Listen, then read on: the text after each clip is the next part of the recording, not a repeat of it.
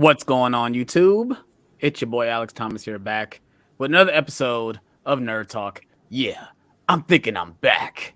It's been a while since I've been on here. I know I've been missing for the last couple episodes of Nerd Talk. Sorry about that. Had some things going on, had to spend time with the fiance, stuff like that. So, but I'm glad to be back, back here to talk some nerdy stuff with you guys. I'm here with my co-host, Mind of a Nerd, Tyler. What's going on? My other co-host, AJ, and we got Kevin back in the building. Kevin, you've been on here for a couple episodes. Thank you for joining us. We really appreciate it. But hey, how's everybody doing today? How's your Sunday going? Tired as fuck. Yeah. I had to get up at 5 a.m. to go to work, and then I took my dad to see John Wick, which was cool. Awesome. Yeah, I chilled today. Caught up on Mandalorian because I didn't even watch it, so I watched it today. Caught up on both episodes. My thoughts on episode 3: it definitely was a waste of time. And then I started a new show on Netflix called The Night Agent. It just came out. I actually binge watched the entire thing, and it was all right. It was another one of those government conspiracy type shows or whatever. Oh, but I think I know what you're talking about. it was cool. It wasn't that bad. That's the one with the kid from Black Adam in it. Black Adam. No. Oh no. There's a show just like that. I know what you're talking about, Tyler. I don't know. Yeah, it's called The Night Agent. It's basically just a guy. He sits there and answers a phone, and alert other agents to go do certain things, but he gets caught up in the whole conspiracy, whatever. It's pretty cool. It's on Netflix. Check it out if you guys haven't. But that's basically how my weekend been. Adrian? Went to church this morning. Came home. I had another podcast to be on, and we talked Mandalorian. So I already talked Mandalorian a little bit today. Nice. But yeah, I'm excited to get into it. And took a nap, so I'm energized. I'm ready to go. Awesome. I bet Tyler's jealous. I ain't jealous. As soon as we over, I'm knocking the fuck out.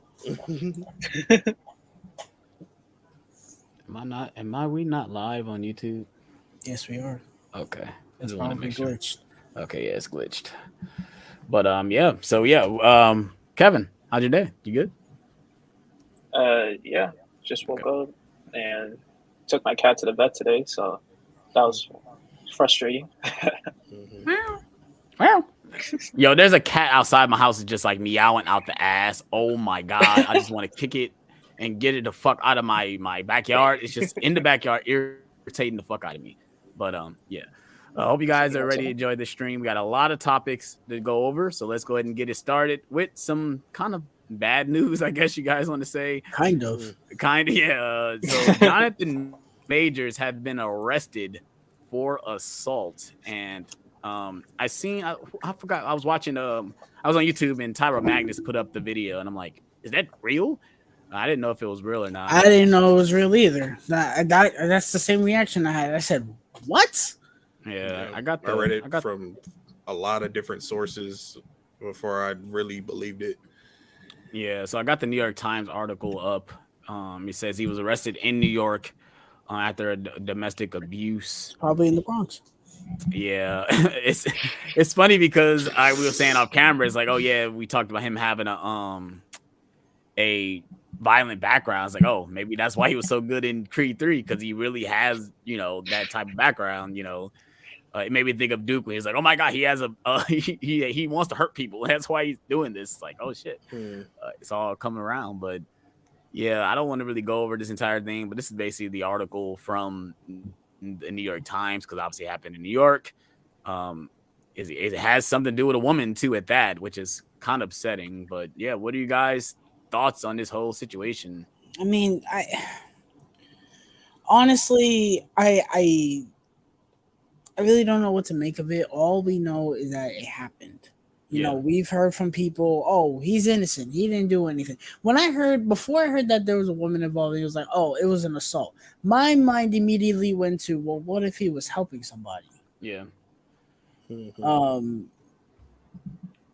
don't want to be too negative on it. It's just one of those things where it's like, okay, it happened. Let's hope he gets his name cleared. As long as he it wasn't intentional. Yeah, maybe it was like an accident. Yes, as long as it's not intentional. I heard there But, were strangulation marks, so I don't know. I hope that it's not true. The way that they're saying it is, or saying it might be, but if it is, that's terrible. Yeah, it's terrible because so far he's had a great going into this year with exactly. I forgot what's the airplane movie he was in, but I heard he was really good. He was really good in that, and obviously he had Ant-Man and the Wasp, then Creed 3, and it's like he's on a roll, and then this happens. It's like Black Man came. He was in another. He was in another movie too. I think it released at like a festival where he's like a bodybuilder. So he had another film come out. So yeah, he's been on a roll. So go ahead, Kevin. Yeah, I'm always the guy who waits until more information comes out. So I'm hope. So just in a biased way, I'm kind of hoping this is not true. If this is true, he'll get his due diligence in court. I hope that woman is okay because she was hurt. So I guess something did happen at some point. His lawyers did say that it was going to be easy to clear his name. So if that's the case, we'll see how that goes. I'm just hoping everything works out for him, for the woman, whoever ends up being the innocent one in all this. So we'll just have to wait and see. It just makes us think what happens after this whole thing. Do studios continue to work with him? Like, will studios like just get up and get rid of him? Like, obviously he's going to be Kang. So what does Marvel and Disney do with this luring over them? Like that, I don't think so. I think they learned their lesson from the James Gunn situation to not let the initial reaction just run wild with them. Yeah. So at least I hope that's the takeaway from that James Gunn situation. But so what if this is actually true and he actually did it? That's the thing. If this is true, if this is true, then whatever he filmed, release it. Who cares? After that, just get rid of him. Okay. Right. So if this is true, the term "we are fucked" is beyond belief. Recast. Yeah, and it's messed up because I could see him being a great Kang when it comes to Kang Dynasty and Secret Wars if he's going to be the main villain in both of these movies. He's going to be well. I think he's going to be the main villain in Loki season 2 for those. He more than likely filmed all that stuff though already. I think now it's just that's the thing, and you can't recast him and say, "Oh, it's a variant." Exactly. That doesn't make sense. Yeah, because so far all the Kang variants look like the same person. I mean, they can do what they did. They can do what they did with. They really shot themselves in the foot with that. Like Cotton Quantumania. Listen, just if you have to recast them, just recast them. I think that's in the world of media, people will be the most understanding. They will know that Majors assaulted this woman allegedly, but if it's true, then we'll know. And, we'll just have to move on. Get another actor, hopefully, who plays him as charismatically as Majors, and just move forward. Hope it's not. For sure. If this is true, and I want to move on from this because we have much more important things to talk about, especially the next thing. Yes. Well, no. It's like 3 things. Harley Quinn. If this is true and he did this intentionally, he's a fucking idiot. Yeah, for sure. Okay. And if this is true, he just royally screwed himself. He screwed himself and he screwed the fan base. It's more importantly himself over the fan base. Fuck us. Please. But he just screwed himself out of being one of the biggest up and coming actors ever for being a grade A jackass and an idiot. I pray that this is not true. Yeah. And if it is, you get what you deserve. Fuck him. If it is, I hope he gets the help that he needs. Yeah. That's my thing is that I don't wish nothing bad on him. I just want him to get help. We already got one fucking nutcase in the other one. We don't need another one. Yeah. I guess you're talking about Ezra Miller, right? Yes. Yeah. So we're gonna go ahead and move on for this topic. If you guys got any thoughts in the comment section below, let us know what you guys think about this. I thought it was I didn't think it was real because but more people started reporting it. So I'm like, oh yeah, this must actually happen. So it's pretty heartbreaking, especially as a fan of his so far for everything I've seen him in. He's an amazing actor, and I kind of hope he doesn't get blacklisted for all this stuff. But I guess this is going to be his hurdle that he has to come over to become, what he has to be in the film industry. So we're going to go ahead and move on to the next topic. And that is on a vertical remake in the works with Robert Downey Jr. to star in. I'm going to go ahead and pull up the article because I do have the article from Deadline talking about this. I said, let me pull this up because I didn't think I had to make sure this was actually happening. And I'm like, oh, okay. Let's go ahead and. A couple days ago. Yeah. And when I see Deadline posted up, it's most likely true. Paramount says to remake Hitchcock's Vertigo as potential Robert Downey Jr. starring, Stephen Knight to write the script, and Davis Entertainment to produce with Team Downey. It looks like this is happening. Paramount is going to go ahead and do it. Robert Downey Jr. is in talks to doing it. What are you guys' thoughts on this? Have you guys seen Vertigo? Are you guys a fan of Hitchcock? AJ is the only one that's seen it. Well, I absolutely love Vertigo, and to see this remake, I don't know. It has potential to work. I don't know how the story is gonna work in modern day.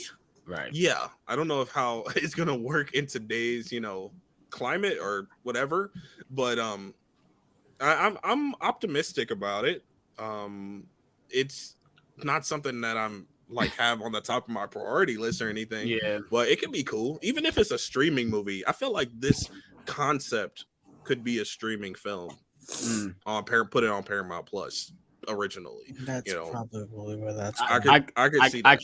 I can agree with that. I definitely can see them doing it as a Paramount Plus because Vertigo is a main IP. But is it though? I don't think the general public would say, "Oh yeah, I've seen Vertigo." No.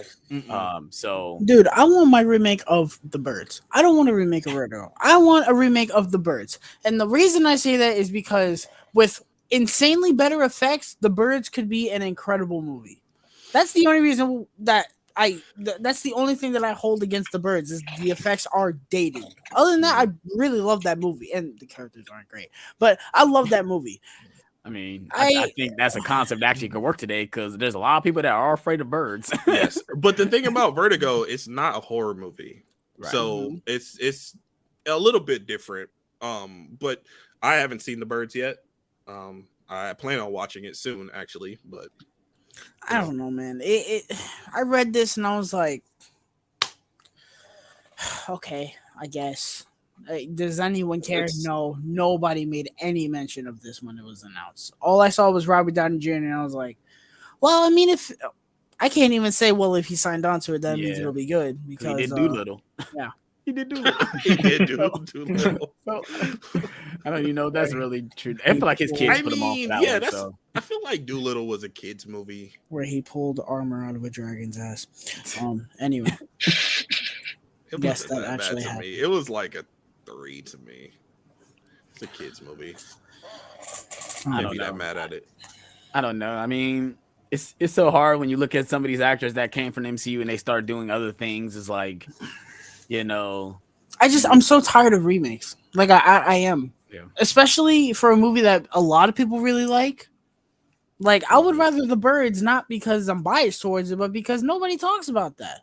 The same thing with Rear Window. I feel like Rear Window could be a cool remake. Even though we've seen it so many different variations, but concept took it in, and especially after they did Psycho, hell no. No, I mean they've already Psycho's already been done so many times. You got Bates Motel Bates as Motel well. too. So it's no, I'm talking about the actual Psycho remake. Oh no, it's so funny. I seen that at Half Price Books on Blu-ray, and I did not know Screen Factory actually released the Blu-ray. I almost bought it. But I'm like, nah, it'll just be sitting on the shelf. It's not a great movie. It'll just be sitting on the shelf. I said, no, I'm not doing that again. I'm not buying it, dude. No. But I agree. I'm kind of sick of remakes when they really don't matter. I can see if you guys are remaking something that didn't really get its due diligence when it was made, and you guys want to remake it and do it again. But something like this, when it's heavily regarded as a good movie, like I don't think you need to do this again. Like, You know, if you guys want to watch it, go watch the original. Just go watch the Hitchcock one. Like it's a good movie. It's too old. It's too old. No, that shit dead. I mean, that shit is dead. That shit is dead when people say it's too old. Dude. No, that's dead. It's too old. It's dead to me, man. I need a modern day. I want a TikTok version of Vertigo. My guest Kevin has never seen this movie. Kevin, you never seen Vertigo? A single Hitchcock movie, bro. Oh wow. Yeah, even Psycho. No. Wow. No. Even though he gave me like a Blu-ray of it, like I don't know how many years ago. Forever ago. That's funny. And you had the 4K code too, you ape. You got all. Well, you got all of them on the Voodoo. You got all pretty much yeah. the dude, like 90% of my shit on the Voodoo, I haven't seen, so we'll leave that alone. Remakes are remakes. Who gives a shit? So if they care for it, they'll do good. They'll do their due diligence with it, right. But we know this age they're not going to give it its due diligence. So that's what I'm saying. We'll see it when we see it. Plus. Right. Yeah, it could be on Paramount Plus. It's not a big deal. Oh, I have to see this remake in the theater. Right. It's not like that at all. Let me see that first trailer. Let me see who else is in it, and let me see a trailer for it, and I'll be like, okay, we'll see. You know. Mm-hmm. I always like reimaginings. Try to bring a proper story back, but I guess it's the same thing as a requel. Just kind of bring it back, but not copy and nice. I'm over requels, bro. Burn that not shit requels. I'm not. I guess I'll just keep it at reimagining. Just kind of bring it back, and if you're gonna remake it, just mix around with the story a little bit. Never just do a copy. Not shot for shot. Yeah. So if you guys got any thoughts on this story, let me know in the comment section below. We're gonna go ahead and move on to the next topic, and that is Linda Blair reprising a role in David Gordon Green's Exorcist reboot. Why do we need another Exorcist movie? I don't know what the hell is going on here, but Exorcist trilogy. We'll go ahead and pull up the article from Collider talking about this. But Linda Blair reportedly cast in the Exorcist reboot. 2023 has already been an amazing year for returning horror. However, one of the most intriguing series returning later this year is The Exorcist, directed by Halloween's David Gordon Green, which I don't understand why is he doing this. I'm surprised after Halloween ends they did not pull this from him. Because it's made by Universal and Halloween made money, that's why. But I mean, I don't know why this is happening. In my opinion, it doesn't need to be happening. I feel like we get enough Exorcist type movies. Like we're getting one this month, right? With Russell Crowe. Yeah, it's next. You're talking about Evil Dead. I'm like, Evil Dead is not an Exorcist movie. No, I was talking about the one with Russell Crowe. That's one coming out. I didn't know if that was coming out this year, but I mean this month. I've been seeing the freaking ads for it all over YouTube, whatever. I haven't seen the trailer for it. AJ was telling me about it. But it's like, goodness great, we get like 3 of them a year. There's like, another one that's like is Pray for the Devil. That was the same. Same type of thing. Yeah, I'm not really excited for this at all. After Halloween ends, I'm just David Gordon Green, Blumhouse, get the fuck out of here at this point. I'm done with you guys. This is a Blumhouse movie? Yes. It is Blumhouse, yeah. I mean, they're doing Netflix. It's a Netflix thing though, right? Peacock. It's Peacock. Oh, Peacock. I'll probably watch it. It's on Peacock. I'll watch it in the comfort of my own home, but I don't have much hope in it. No, I mean David Gordon Green, man.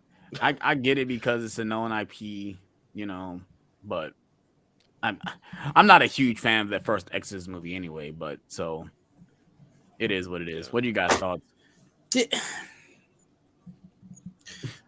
The exorcism, demonic possession genre is probably my least favorite in horror ever because it is oversaturated and there's just, other than one movie, I haven't seen Exorcist 3 yet. Other than one movie, they're just not good. They're the same thing. Oh, yeah, the Conjuring movies, those the first two are good. Those brought it back. But I mean, Jesus Christ, every single one is the same thing. They fucking resurrect the person. They all come back all fucking contorted and shit. They're making the crinkling and crackling noises with their fucking bodies and shit. And it's so scary, even though it's all CGI and it's been done 18,000 times before. This is garbage, okay? This is garbage. As soon as they announced that they were rebooting The Exorcist from David Gordon Green, straight to Peacock from fucking Blumhouse, I was like, dude, fucking red flag, the biggest red flag in human history. And then this gets announced, and I'm like, oh, it's Halloween all over again. It's they hitting us with Texas Chainsaw. Halloween all over again. Do you really think people are gonna sit there and be like, oh, that's Reagan from the original movie? Yes, they will, because that's how we are in this day and age. Now, granted, she's probably going to be the best part of the movie, but I mean, Jesus Christ! What? Instead of just doing a legacy sequel, as if this is basically a legacy sequel, as if The Exorcist should be considered legacy, when really, other than 2 movies, it's a piss poor franchise, which should not even be a franchise. I don't understand why you're going with this. Why? Well, 5 technically, because that last one is 2 different movies. What? Why? I don't get it. And I think the mom is coming back too. I wouldn't be surprised. No, I think she is. That was one of the first castings. You already tried this with the second movie by bringing her back and the mom and bringing those people back. Instead of just making a new Exorcist thing like the show. Now, granted, the show was not like, it didn't blow people away, but people were like, oh, it's pretty decent. And I watched a couple episodes and I'm like, well, this is pretty cool. It takes place in different locations and they're doing like different Exorcist things. Like, that's kind of cool. No, we got to go back to what worked. For what? It's not going to be in theaters. So for what? I don't understand. And then you got somebody who single-handedly pissed off the fucking Halloween fan base with the flick of his finger. No problem. Twice. Because people didn't even like Kills. I like Kills. I love for Kills. what it is. I think a lot of people do like Kills. I think they like Kills more now after it ends. Yeah. Yeah. I love Kills. I think Kills is gonna be that. It's gonna get that resurgence after when you watch the trilogy. Is like, okay, yeah. Ends is like it's on another stratosphere. Kills, like, yeah, this is what I wanted. Ends makes Kills look like filet mignon. Yeah. I don't know. Every time I hear the name Jason Blum, I'm just like, oh. Cares about that money. Yeah. Man, I can't wait for that Five Nights at Freddy trilogy. You know? Go ahead, AJ. You got any thoughts on this? Nah, bro. I don't really have much thoughts on this. It's going to be on Peacock. I'm going to watch it in the comfort of my own home when I have some spare time. It's nothing to me, really. I don't care. I agree. Same for me. I think I saw The Exorcist, the first one at least. And it was all right. But this is just like, why are we here? What are we... This accomplishes nothing. That's all reboots, honestly. Yeah. What are we accomplishing? Nothing. Yeah. Just guaranteed money. Yeah. But this shit's getting sent to a streaming service, so it's not even guaranteed money. Right. Yeah. I don't know. It's just I agree with all you guys. Tyler said earlier, I'm kind of tired of requels, reboots, all this stuff. If anything, it's going right where it belongs. So it's like I don't think something like the X's need to be revisited. Like, I think we need like you said, make new stories, create new things. Stop going back to things that don't need to be going back to. Like, I know this is way off left field, but like, society. Yeah, like just they keep going back to franchise that don't need to be rebooted or requeled or whatever. Like, I swear to you, I would not be surprised if before the day I leave this earth, we get a sleepaway camp requel, bro. Oh yeah, that's coming for sure. And David Green's gonna make it, and Jason Blum's gonna be behind it as well. Oh, yeah, Jason Blum is gonna take it and is under his wing. He's probably gonna have all the slashers under his wing. I can see Sleepaway Camp being a man. If New Line loses, Freddy, we'll get that before we get a new Friday the 13th movie. At this rate, that's what I thought. Like if New Line or Parent, I don't know who Friday owns. 13th show coming out. I'm saying if they lose the rights, Jason Blum is going in there and taking it, and there'll be a movie out the next year. He gets the rights to it if he ever gets those 2 franchises, hands down. And he will do a requel, most likely. Keep the first one. The first one exists, but the other ones don't. So we can bring back Nancy, so she didn't die in 3. It's gonna be all over the place. I can see that happening. Bro, let them I retcon know, Dream I Warriors, know. bro. Let them retcon Dream Warriors, bro. They will retcon Dream Warriors, which is gonna suck because that's the best one. But, they would probably just retcon Nancy's death. That'd be probably the only thing that no, they that to me that's They what could, makes Dream because Warriors. they did that. They did that with The Shining with Dr. Sleep. Yeah. Mm-hmm. But yeah, let's go ahead and move on to the next topic. If you guys got any thoughts on this, let me know in the comment section below. Let's go ahead and move on to the next topic. I guess the one that Tyler is really excited to talk about. And we get our our second look. We already got a first look. Our second look at Lady Gaga as Harley Quinn. Got the image up right now. Let me grab it. Lady Gaga as Harley Quinn walking through with police escorts. I don't know if this is like her being escorted. No, they got Gotham thing. So yeah, this is actually a scene from the movie. She's being escorted by Gotham Police Department. I was waiting for somebody to leak what she was gonna look like. Dude, when they were like, "Oh, it started filming," I was like, "I give it like 3 months before they leak what she looks like in costume." Yeah, I mean, this is on Variety, so my guess is she looks on par with. She looks on par with what Joaquin Phoenix looks like for Joker. She kind of looks like I said, you guys probably haven't played the Telltale game, but this is kind of like how she kind of looks in Telltale, just a little bit. The colors, at least, with her jacket and everything. But yeah, I mean, I think she looks okay as the character. You know, I mean, like what Kevin said, she looks on par like the Joaquin Phoenix Joker. So, yeah, what are you guys' thoughts on it? I absolutely love it. It's different. It's stylized. Yeah. It's unique. I love it.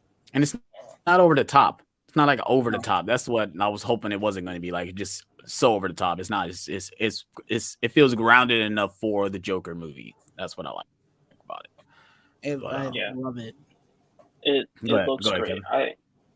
I really enjoy with this, and this just makes me feel a little more comfortable about the movie. It looks like something that'll, especially with her being no. It hasn't made me feel more comfortable about the movie. I'll tell you that right now.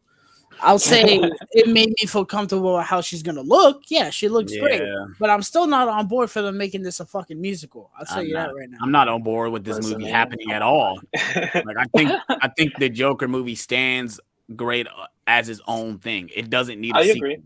It doesn't need a sequel. I agree with that. I understand it made $1 billion. I understand. But what are you saying, Kevin? Go ahead. No, I said it looked great, and I felt more comfortable with it, because at first I was just like, how are you gonna make Lady Gaga look like Harley Quinn, or at least make the look?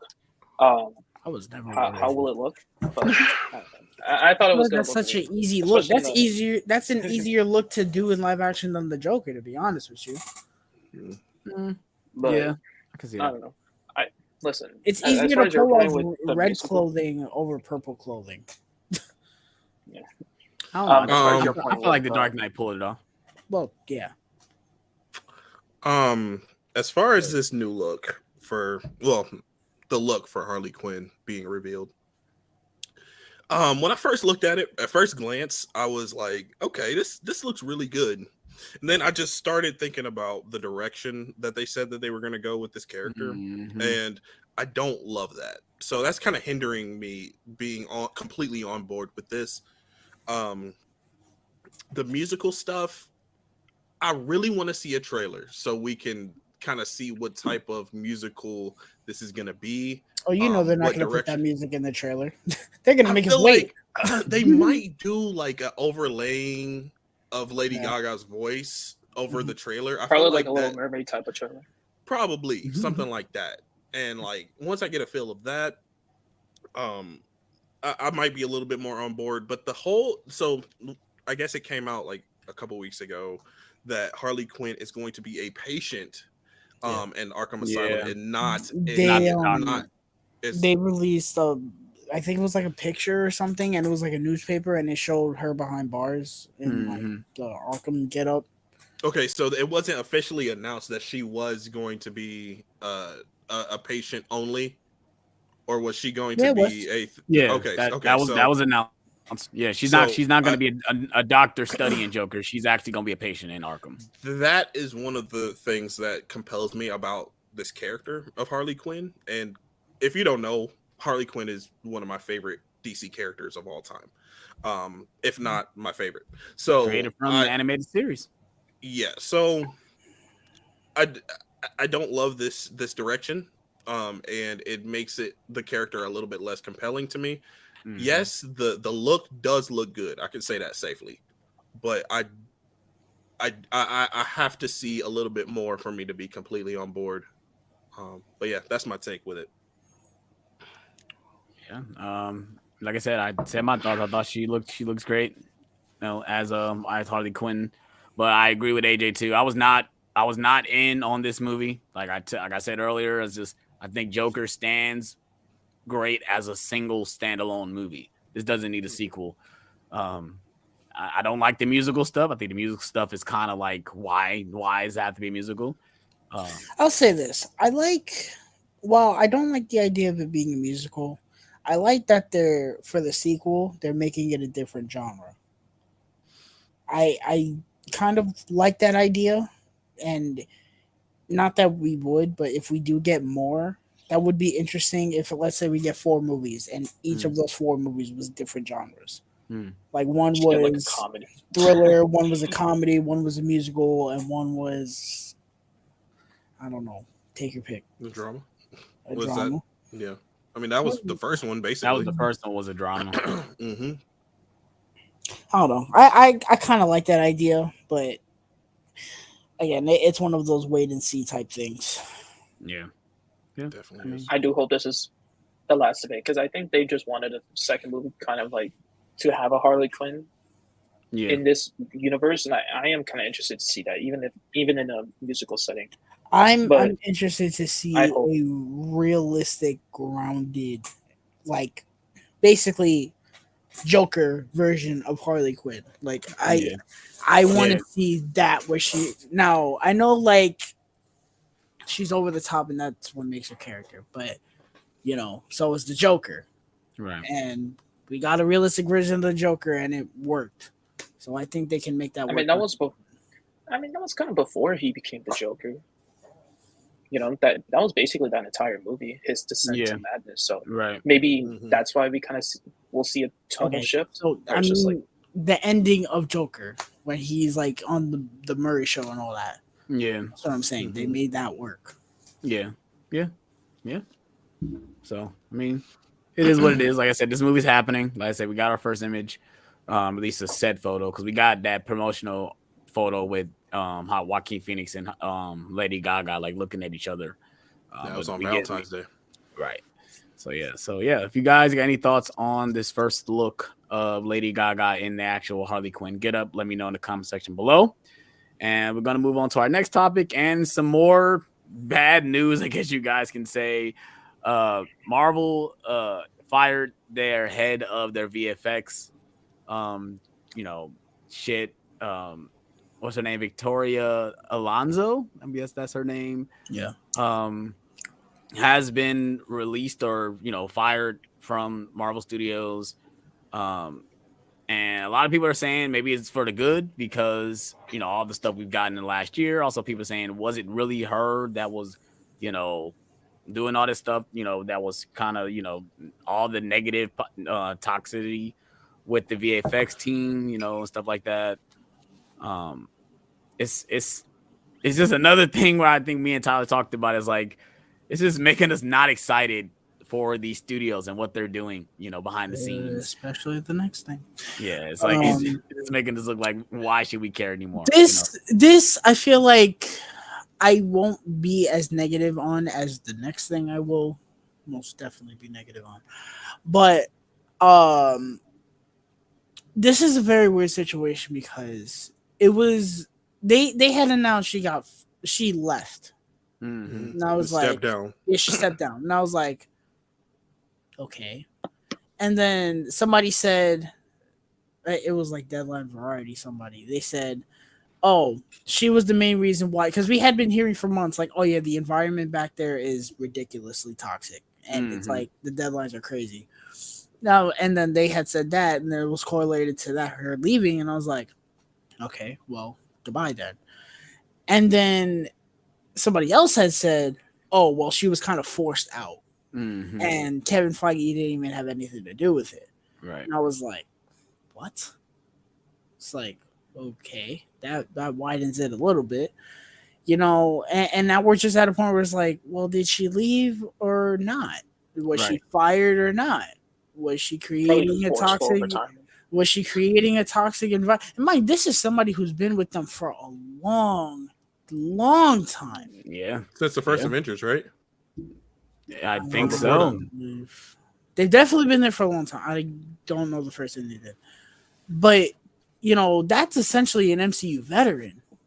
And to say, like, oh, yeah, Kevin Feige had nothing to do with it. She just bounced. It's like, what?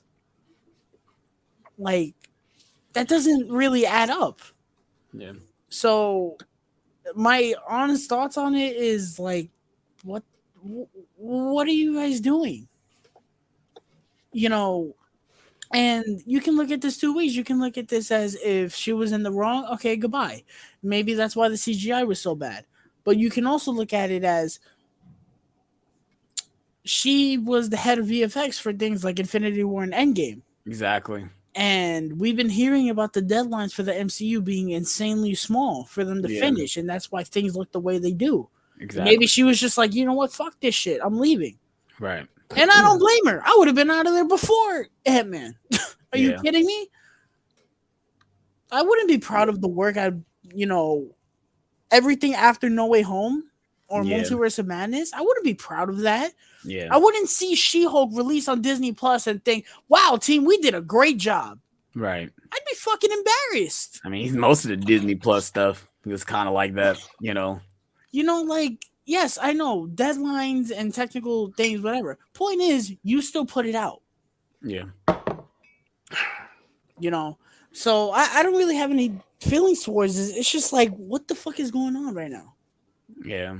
It just makes me not excited, when you hear stories like this where people work as hard as they do and they just get shitted on, or they get so frustrated they just have to leave, or stuff like this. It's like, and they've done great work. If you look at all the other Marvel projects that she's been a part of, she's done, being the head of the VFX team, they've delivered.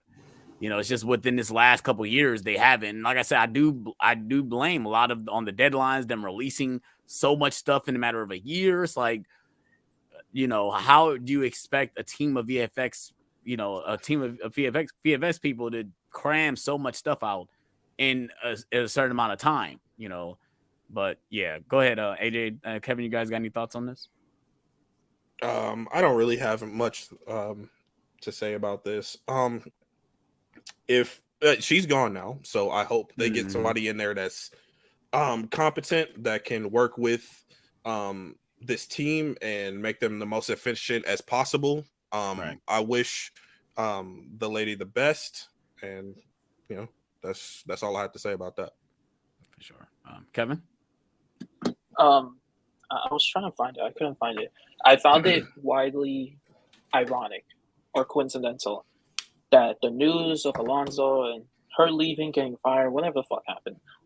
I was not shocked that this news happened a little bit after, maybe a few months or just 1 month after it was quietly announced that the MCU was going to move in this new quality over quantity type of movement. 4 shows, we're not doing that. Now we can only guarantee 2. The other 2 will either be pushed back or scrapped entirely. Right. Marvels will be pushed back, and that will give us more time to film it and reshoots when the fuck happening, and especially give more room for VFX artists to work. Because after Guardians, that's what, May to November. Yeah, I don't know how much time is a lot of time in the VFX departments, but that's still 6 months. 6 months of time to put out stuff. And I know they have shows, but that's still a lot of time, extra time to perfect the effects at the Marvel. So I think what her impact will be depends on how the VFX looks after Guardians. Because if it still looks the same, where it's lackluster or rushed or something like that, then clearly her firing and delaying did nothing for this franchise, and we'll just have to continue this downfall. But if it does improve, then we'll look back on this moment saying maybe it was a good thing that Alonso left, got fired, or whatever. Because clearly, for however long she was there, this whole VFX shit show that it's been reporting the last couple of months, this was not new. We heard this about Endgame. We heard this about Infinity War, when they were just like, oh yeah, they pushed it back a week. That means deadline got pushed. That's, this is, as much as of a veteran that she is, maybe she had something to do with the toxic environment of the VFX department. But again, we won't know until we see the results. If the results stay the same, then clearly nothing changed. If the results change for the better, then clearly this firing, leaving, or whatever the fuck it is, it's a good thing. So this is a wait and see how it affects the MCU. Yeah, I can agree with that. But yeah, you guys got any more thoughts on this? Let me know in the comment section below. Like I said, it's just I like what AJ said. Is hope for her the best. Hopefully she can get some more work and with someone else. But yeah, let's go ahead and move on to the next topic, and it's another kind of bad news / controversy / toxic bull crap. The Rock fucking up the DCU. The Rock prevents post-credit scene of basically Shazam and Black Adam being together. I don't understand why The Rock has this much power when it comes to certain characters being in the same thing. I guess he does. And I know he is Black Adam, but he doesn't control the character. He doesn't control the story and what is going into the story of why these two characters can't meet. Yeah, this is kind of blasphemy that this actually is true. And I understand why most people didn't like The Rock. Well, at least the DC fan base didn't really like The Rock after this.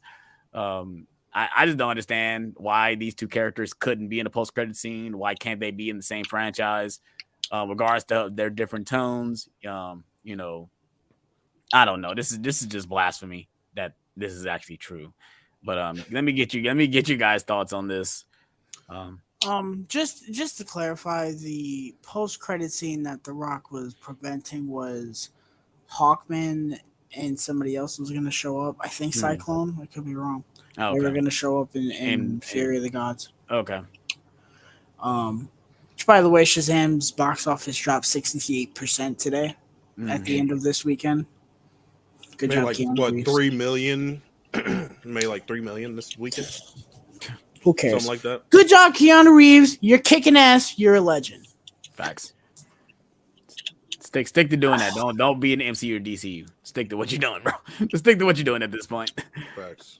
The DCEU is honestly elementary school. It really is. The fact that one man's ego is so fucking big and so colossal that he did not want to share the spotlight with someone who is the top of his rogues gallery just so he could have his own, I guess, universe with Henry Cavill is absolutely fucking appalling. And for the people that want to say, oh, well, why are we blaming The Rock because Shazam fell? No. I am not saying Fury of the Gods failed because of The Rock. Fury of the Gods failed all on its own by itself. Okay? I'm blaming The Rock for the fact that he went in there and said, I want to make this all about me and Henry Cavill. And you essentially kicked Shazam to the dirt and spit on him and said, no. Who are you, bro? I'm glad he's out. Fuck him. Legitimately. Fuck him. I don't need someone like that. Like, you need to put the greater good over yourself. And I find it hilarious that this happened after he left Fast and Furious for this same reason that Vin Diesel was doing this shit. I got no respect for him. For the people that say, "Oh, we shouldn't be bashing The Rock," why? Why shouldn't we bash him? He literally sabotaged what was left of the DCEU because he wanted everything about him, essentially. And for the people say, "Oh, well, The Rock, Black Adam would have fought Shazam, or Shazam and Superman would have teamed up." Really? So if that's the case, why wasn't the post-credit scene allowed? Right. Because for those who don't know, the post-credit scene that was supposed to be there was supposed to be essentially Shazam being brought into the JSA. Which, I mean, that's still kind of a post-credit scene. Spoiler alert, who fucking cares? But that's still the post-credit scene at this point. But it's like more half-assed, and it doesn't really connect it. It connects it more to like the Peacemaker or Suicide Squad, whatever thing they're doing, rather than the overarching DC. I don't know. I read that and I was like, that's actually kind of disgusting, to be honest. I don't know. I've lost all respect for the man, legitimately. AJ? When I heard this, I was a bit confused because I didn't know exactly what was supposed to happen with the post-credit scenes and stuff like that. When I found out, I felt like it was very egotistical of The Rock to be this way. And then I started thinking, I was like, would it have really mattered with James Gunn's new DCU? I don't know. So it kind of made me not feel as negative about it. I just want to say this was before they had announced anything. Like, I know. I'm saying I get that. I'm just saying, like, as far as now we know that James Gunn's happening. So, like, does it really matter that happened anymore? Not really. I think it was terrible of him to do as far as the franchise was concerned and stuff like that, and for the actors and the characters and people that work hard on this, like, I think it's not good for that. But as far as like what it means for the grand scheme of things, I'm not that bothered about it. I just think that he doesn't need to be that egotistical, and hopefully he learns from this, because obviously this is not moving forward. So hopefully he learns from it, but I don't know. He's not learning from shit. First of all, he's not learning from shit. Whatever franchise he steps into next, he's going to do the same thing he did to Black Adam. I just laughed. I hope. When I saw the news, I laughed because James Gunn was hired 5 days after Black Adam release. So my immediate thought reading this after laughing was just like, what legitimately would have happened if James Gunn was not hired at the time he was hired? What was the Rock DCEU reset going to look like with Henry Cavill Superman? And now we're seeing this shit come out with how he fucked over Shazam. He clearly does not want to go the route of Shazam versus Black Adam, or he's probably wanting to make it some big grand scheming thing at the end of this phase of DCU that he was setting up. I was just interested. This is just thank God James Gunn got hired when he did. Like, thankfully, he got hired when he did, because this would have genuinely been a shit show. And what it means for the DCU, nothing. It legitimately means nothing until I see the end of the Flash. Not everything before. Until I see the end of the Flash, and Blue Beetle. And then even after that, wait until Superman Legacy or whatever James Gunn's project oversight is going to look like. I don't care about DCU. It's just whatever. Whatever behind the scenes shit goes on, who cares? Because it doesn't matter. It won't matter by the time we come back here next year when we're talking about Creature Commandos or the Waller Show. I'm assuming those two would be the first that comes out. Mm-hmm. But Creature Commandos. Who cares about DC? That's done already. Yeah, it's like it's like what Tyler said. We talked about off camera. Like, it's just getting exhausting talking about this franchise. It's just getting exhausted talking about Marvel and DC. Yeah.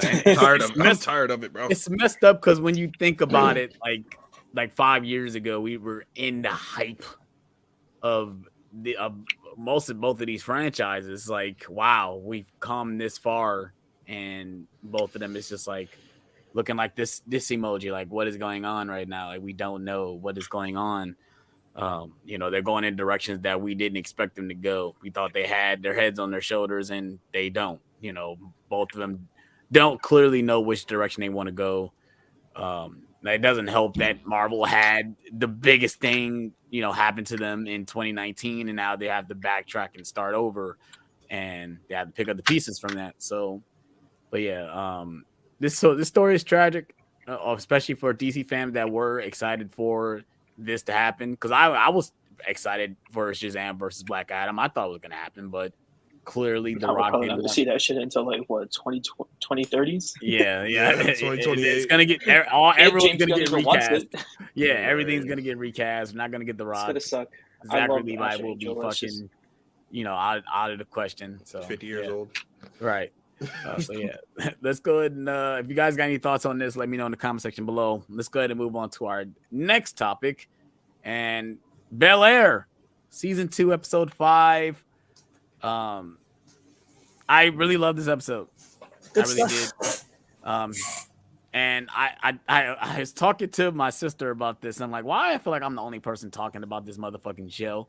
No one is talking about it. No one is talking about this show. I just seen people on Facebook finally watching it. Like, oh, I'm finally about to watch Bel Air. I'm like, bro, we're on season 2, episode 5. Mhm. Like, what the heck is going on here? Why are people just now watching this show? It's really good. I love the topics that they're, touching on. I think I probably figure out his name is Jabari, right? Jabari Banks. Jabari Banks. Yeah, he's really good as well. Like the actor who played Carlton, I'm loving everything they're doing with him. I'm feeling everything in this season so far. It's just I wish more people were talking about it. Like I have no one to talk about the show besides you guys. Like it's like what the fuck. Tyler, go ahead. Good episode. Probably the weakest of the season, but it was good stuff. That's really how I felt about it, to be honest. Nothing really like Happened. wowed me, but it was good. I like. Oh, this is the thing that I like. I like that. I like the stuff with Will and Doc. I enjoyed that, and I like. I think I said this last week, but I like that Doc is legit, and there's not like some scheme about him. Yeah, they try to make it feel like he was a scheme, but I did not like that. Like, oh no, things did happen in this episode. The stuff with Jackie and Lisa. Jackie and Lisa. That's why I said I like what they were doing, because Will is kind of caught. He's not saying he's caught in the middle, because he let Lisa know, like, we can't be together. Like, I can't be with you right now. No. But Lisa is not feeling that. She's still feeling Will. Like, and you can see it throughout the entire When he episode. went up and kissed Jackie, me and AJ both said, "Oh." And I saw it coming. When you see Jackie come up and meet Lisa, I said, Will is there. Will is there. And he shows up. I said, oh, this is about to be that episode. Yeah, but neither one of us knew that Jackie and Will were like that yet. Like we knew that they were talking. We knew that they were talking, but we didn't know that they were kissing and stuff. They've already made out already in the last episode. Did they? Yes, when they were dancing together. I don't remember that. When he pulled out he started dancing with her. Yeah, they were kissing on the dance on the floor.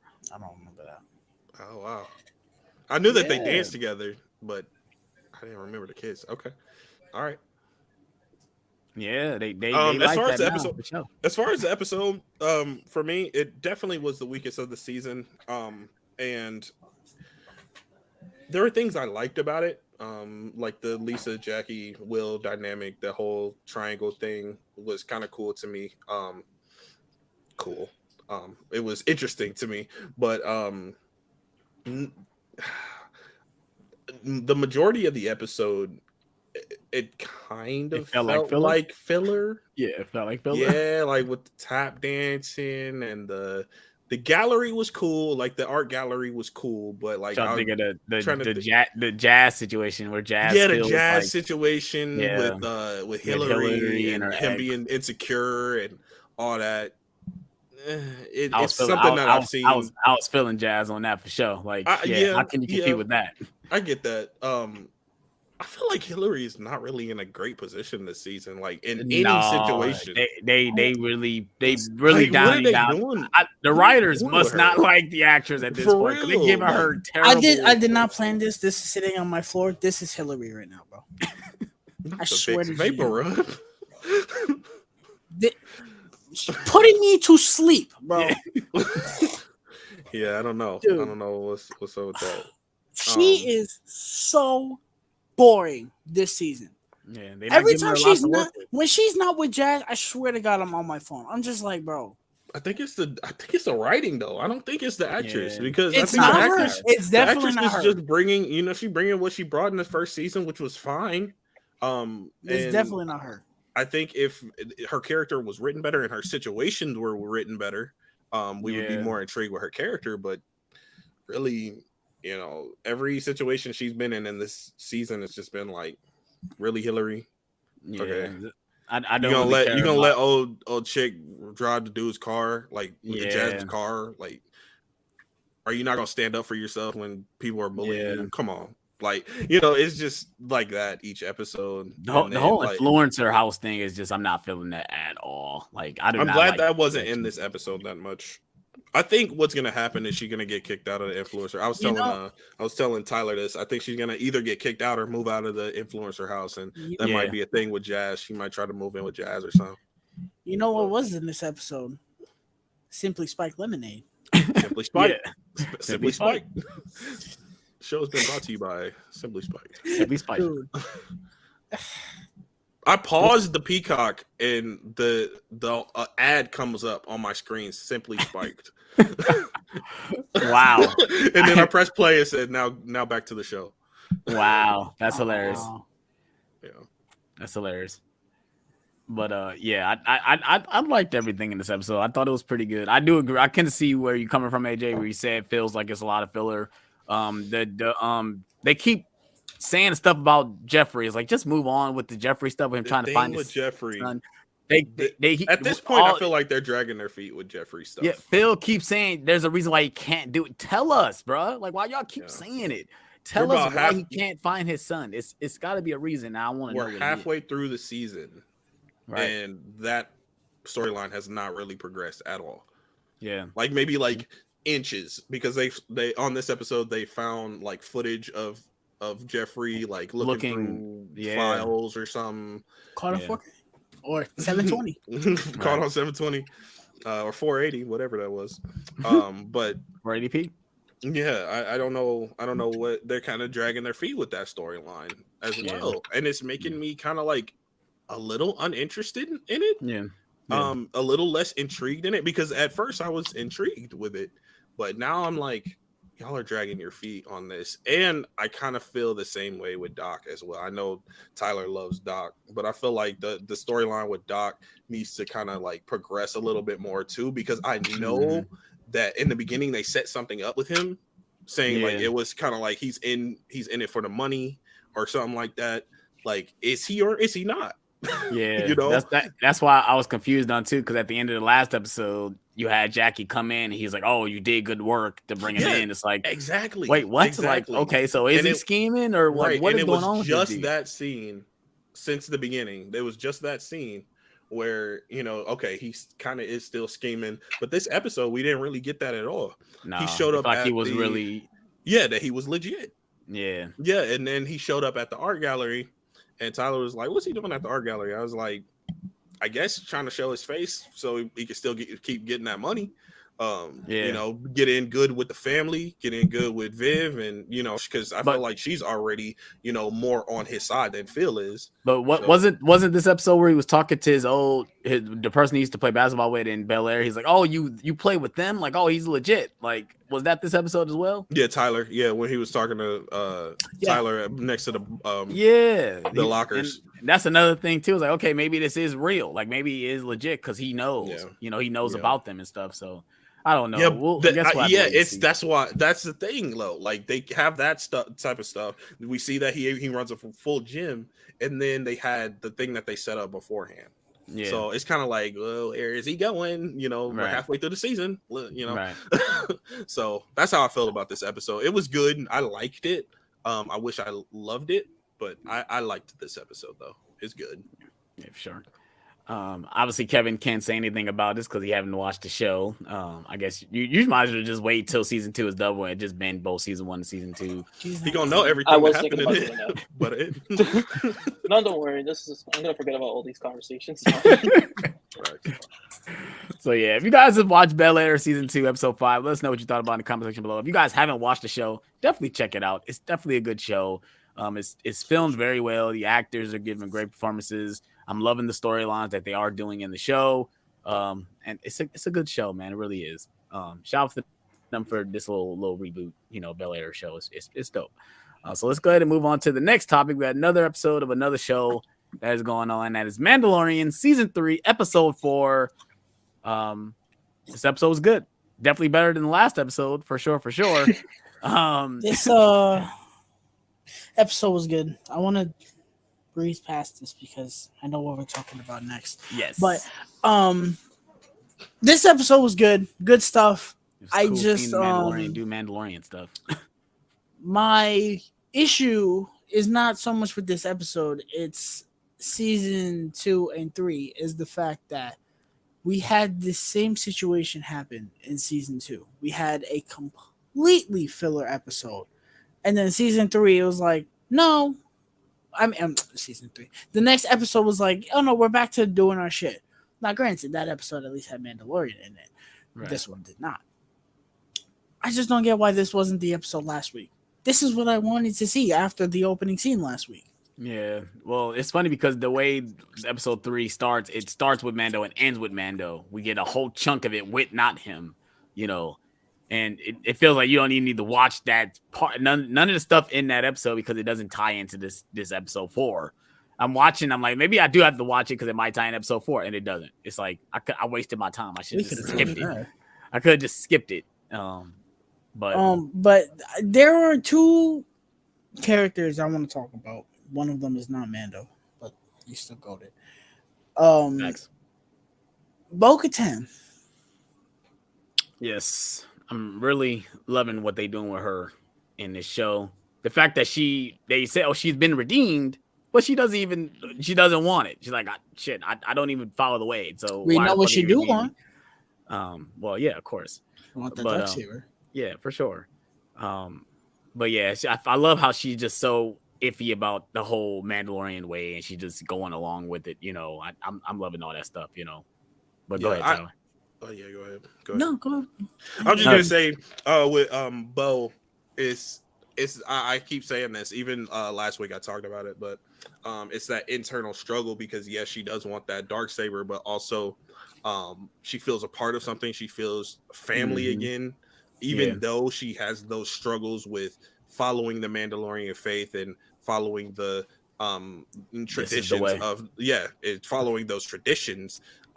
You know, she's kind of embracing it a little bit because she has this family now, and she lost everything, and you know she's still in the back of her mind, I want that dark saber. So I'm loving this internal struggle with her, and you could see it, you know, within just her actions, you know, what she, you know, just what she wants. And even by the end of this episode, when she's getting the thing forged, and you know, she says she wants the mythosaur on one side and then she wants the night owl on the other side, and you know, she's kind of like even more embracing the traditions of a Mandalore. So I'm loving the stuff that they're giving her, and you know, her struggle, her internal struggle, and you know, her path, and really trying to find her way. Right. I love that. Kevin? I agree with AJ. I love everything that they did with Bo in this episode. I find it funny. She mentioned in the last episode, "Oh yeah, I don't follow this Mandalorian way," and then she just follows it completely this entire episode. Hasn't taken her mask off. Waits until everybody leaves before she starts eating. Yeah, and even looks around like, "Is anyone here? Is anyone here?" Like, no, she literally hesitated, like, "Oh shit, can I actually take my mask off? Let me." Bro, if I was her, bro, respectfully, I cannot be a Mandalorian, bro. You told me I gotta go all the way to West Bumblefuck just to buzz down on my food. You bugging out? I'm be like, bro, I'm gonna keep it a buck with you. We eating back to back, bro. You ain't gonna look at me. I ain't gonna look at you, bro. They let her eat by the fire though. They embraced her too. Yeah. I like all that stuff too. I can kind of tell that she's very different from the rest of them, because everyone had the same kind of mindset in terms of how they were going to rescue the kid, but she was like military tactician kind of person. That's that she was out there, you know. That's that leader in her. And I really enjoy that. And the armor is just very interesting. She's just I very much love her character because she's an exposition person, but she also doesn't tell us everything. Like Bo's just out here saying, "Yo, I'm pretty sure I saw the Mythosaur." You know, I'm like pretty confident I saw her, and armor's just like, brushing up. Like, okay. The waters make you see a lot of things. Exactly. Like, you ain't see no Mythosaur. What you talking? It's not supposed to be that deep, too. Right. So you know, Bo's character's gonna be very, very fun to watch this season. Maybe she might turn a new leaf and maybe not want to be so aggressive for the Darksaber anymore. Maybe because Mando just does some badass shit where he's just like, "All right, bro, this is my Darksaber, bro. You can't take this shit." But he at least gotta learn how to use it first. Yeah, right. I also like Grogu in this episode because I was about to say that's what I want. AJ mentioned this a few weeks ago. Yeah, AJ mentioned this a few weeks ago that they wanted something to do for Grogu, and I'm finally happy that Mando's just like, "Bro, stop being a bitch, bro. Stop playing with these fucking rocks, crabs, whatever the fuck they are. Get your ass over here." And he got it's time for you to learn. It's time for you to learn. I see what you could do. I can't do nothing but chuckle every time they show him on screen. Like when he's getting shot, and he keep looking at Mando like, "What the fuck? I'm getting shot. What the fuck?" And he's like, "No, don't look at me. Look at him." Fight him, bro. Yeah, I was like, "What are you looking at me for?" It is like the one of those look at him moments. Like even when he's getting this stuff forward for him, his looks just like he just look like, what the hell's going on here, you know? And then we obviously get the flashback, which I did like the flashback. It's great to see the Coruscant again, even though obviously we saw it in episode 3. It's great to see Coruscant. Nah, I don't want to see Coruscant no more. I'm sorry. Coruscant leads to boredom. Okay. Yeah, not in this episode. The last one. Right. Yeah, for sure. But I wanted to talk about that. The flashback was great. That was fine. My thing is, there are things missing. So this show takes place before the new trilogy and after the OG trilogy. Right. And this flashback was during Revenge of the Sith. That's what we're being told. Yeah, it happens in Order 66. They took the Jedi. They took the Jedi. The Jedi took the they took Grogu. They took Grogu. The child. So there's a lot that is unexplained now that they've said, yeah, they found him in Revenge of the Sith. First of all, how did nobody know? Nobody made a mention. Hey, there's a Yoda looking thing on Coruscant, you know. I think Yoda of all people would have known that. I mean, I know the galaxy was up in flames, but I mean, Jesus Christ. You know, I think Obi-Wan of all people would have known that. You know, this is the problem when you start making new stories and you got to make it fit into a universe, especially when you say it takes place at a certain amount of time. It's going to be some plot holes or some things that is going to seem like doesn't make any sense. Yeah, that's really my only thing. Is like I know we're probably going to get the explanation, but I'm like, how are you going to do that? How are you like? What happened? For their safety, I can't mention their names. I can't acknowledge this person exists. I mean, you can say the same thing about, I know this is off top, but even like Jedi Fallen Order. It's like, where does all that fit in when it, that fits fine. Because that happens right after Order 66. That's fine. But now you're trying to tell me, oh yeah, nobody noticed this fucking Yoda looking thing, including Yoda himself. Nobody knew of this thing's existence. Like, come on, bro. That's a little ridiculous. I mean, just because he wasn't mentioned doesn't mean that they didn't know that he existed. I mean, you can say the same thing about Yoda himself. When Yoda went into hiding, even Luke Skywalker didn't know who he was.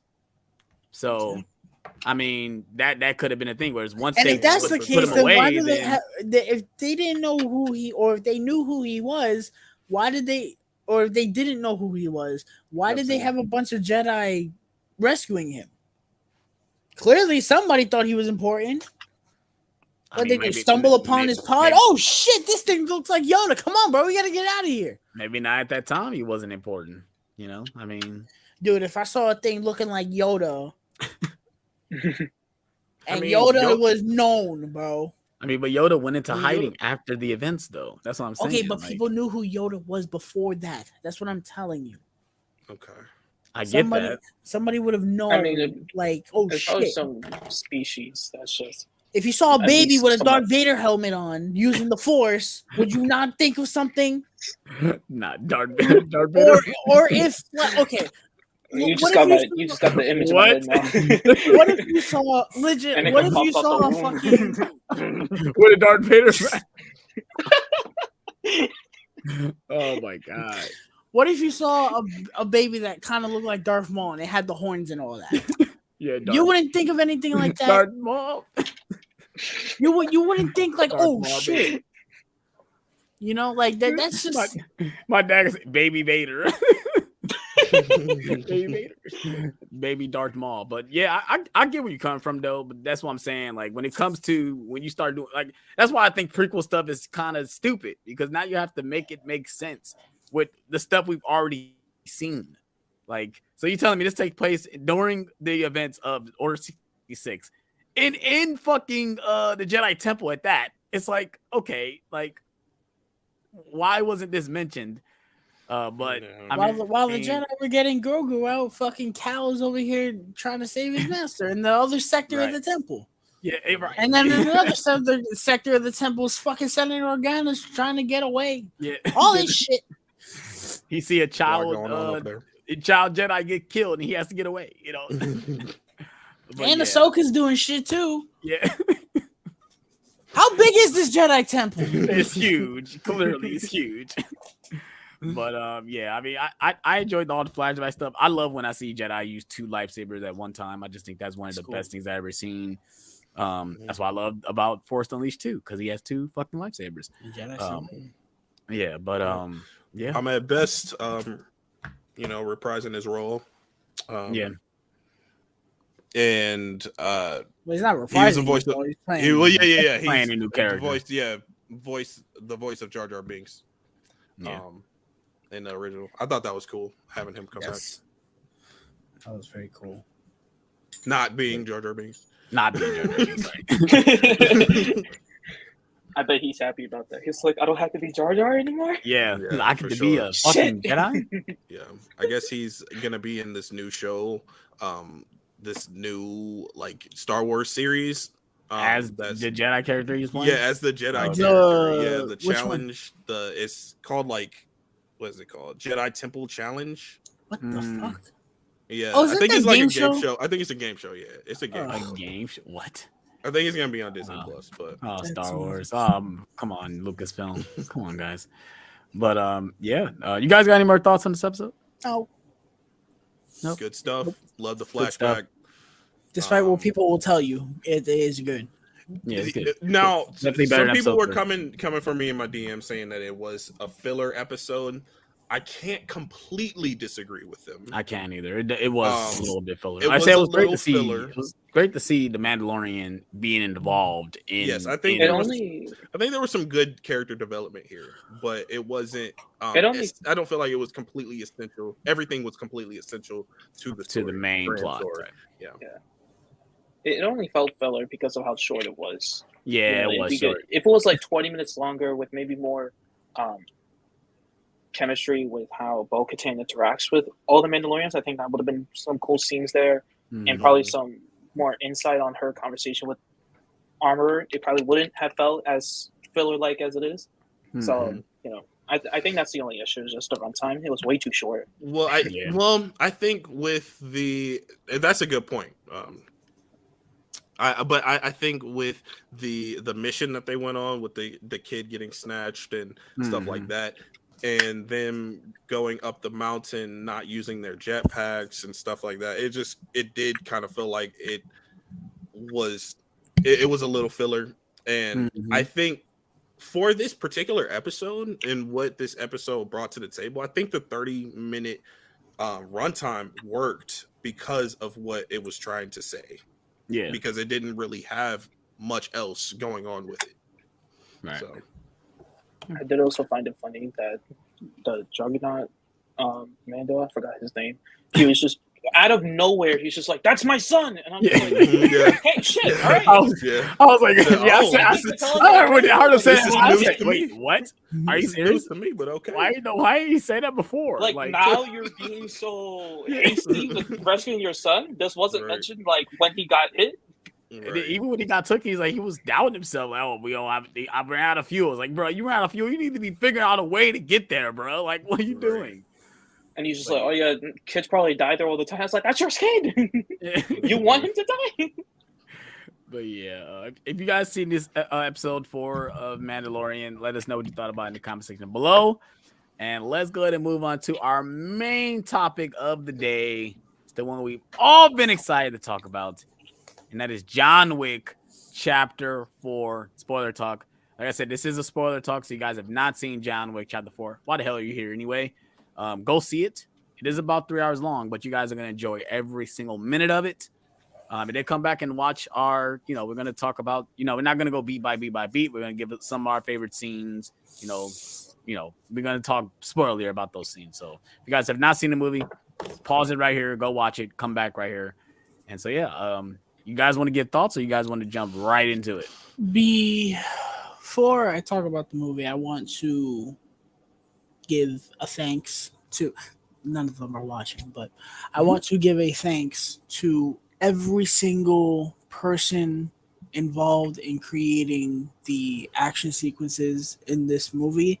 Every single person who constructed the scenes, the stunt coordinators, the stunt people, Keanu Reeves himself, any of the other actors doing their stunts, probably Donnie Yen. I don't know. Yeah, definitely. Every single one of you on that film deserve the world. You deserve every single cent that you are getting from this movie. Yes. And I wish you nothing but the best, because you proved that a modern day action movie is still possible to make. Yes. A masterpiece, mind you. I honestly, after seeing this for a second time, am just dumbfounded at how good this movie is. Mm-hmm. Now, I thought it was going to be good, but I was still iffy after 3. Now, my thoughts on 3 have changed a bit, but I was still really worried about that runtime. And when we saw it Thursday night, I was just blown away. I couldn't believe what I witnessed. This is, I said it Thursday, I said it tonight, and I'm going to say it again. John Wick Chapter 4 is the single best action movie since Mission Impossible Fallout. Yes, sir. Legitimately. I agree. This movie is absolutely outstanding. the amount of craft, time, and effort that was put into this movie should nor will it go overlooked. Clearly, based off the box office. Yeah. Every single person in this movie needs to be commended, patted on the back, and congratulated that in 2023 they were able to construct a old school action movie that is nearly flawless.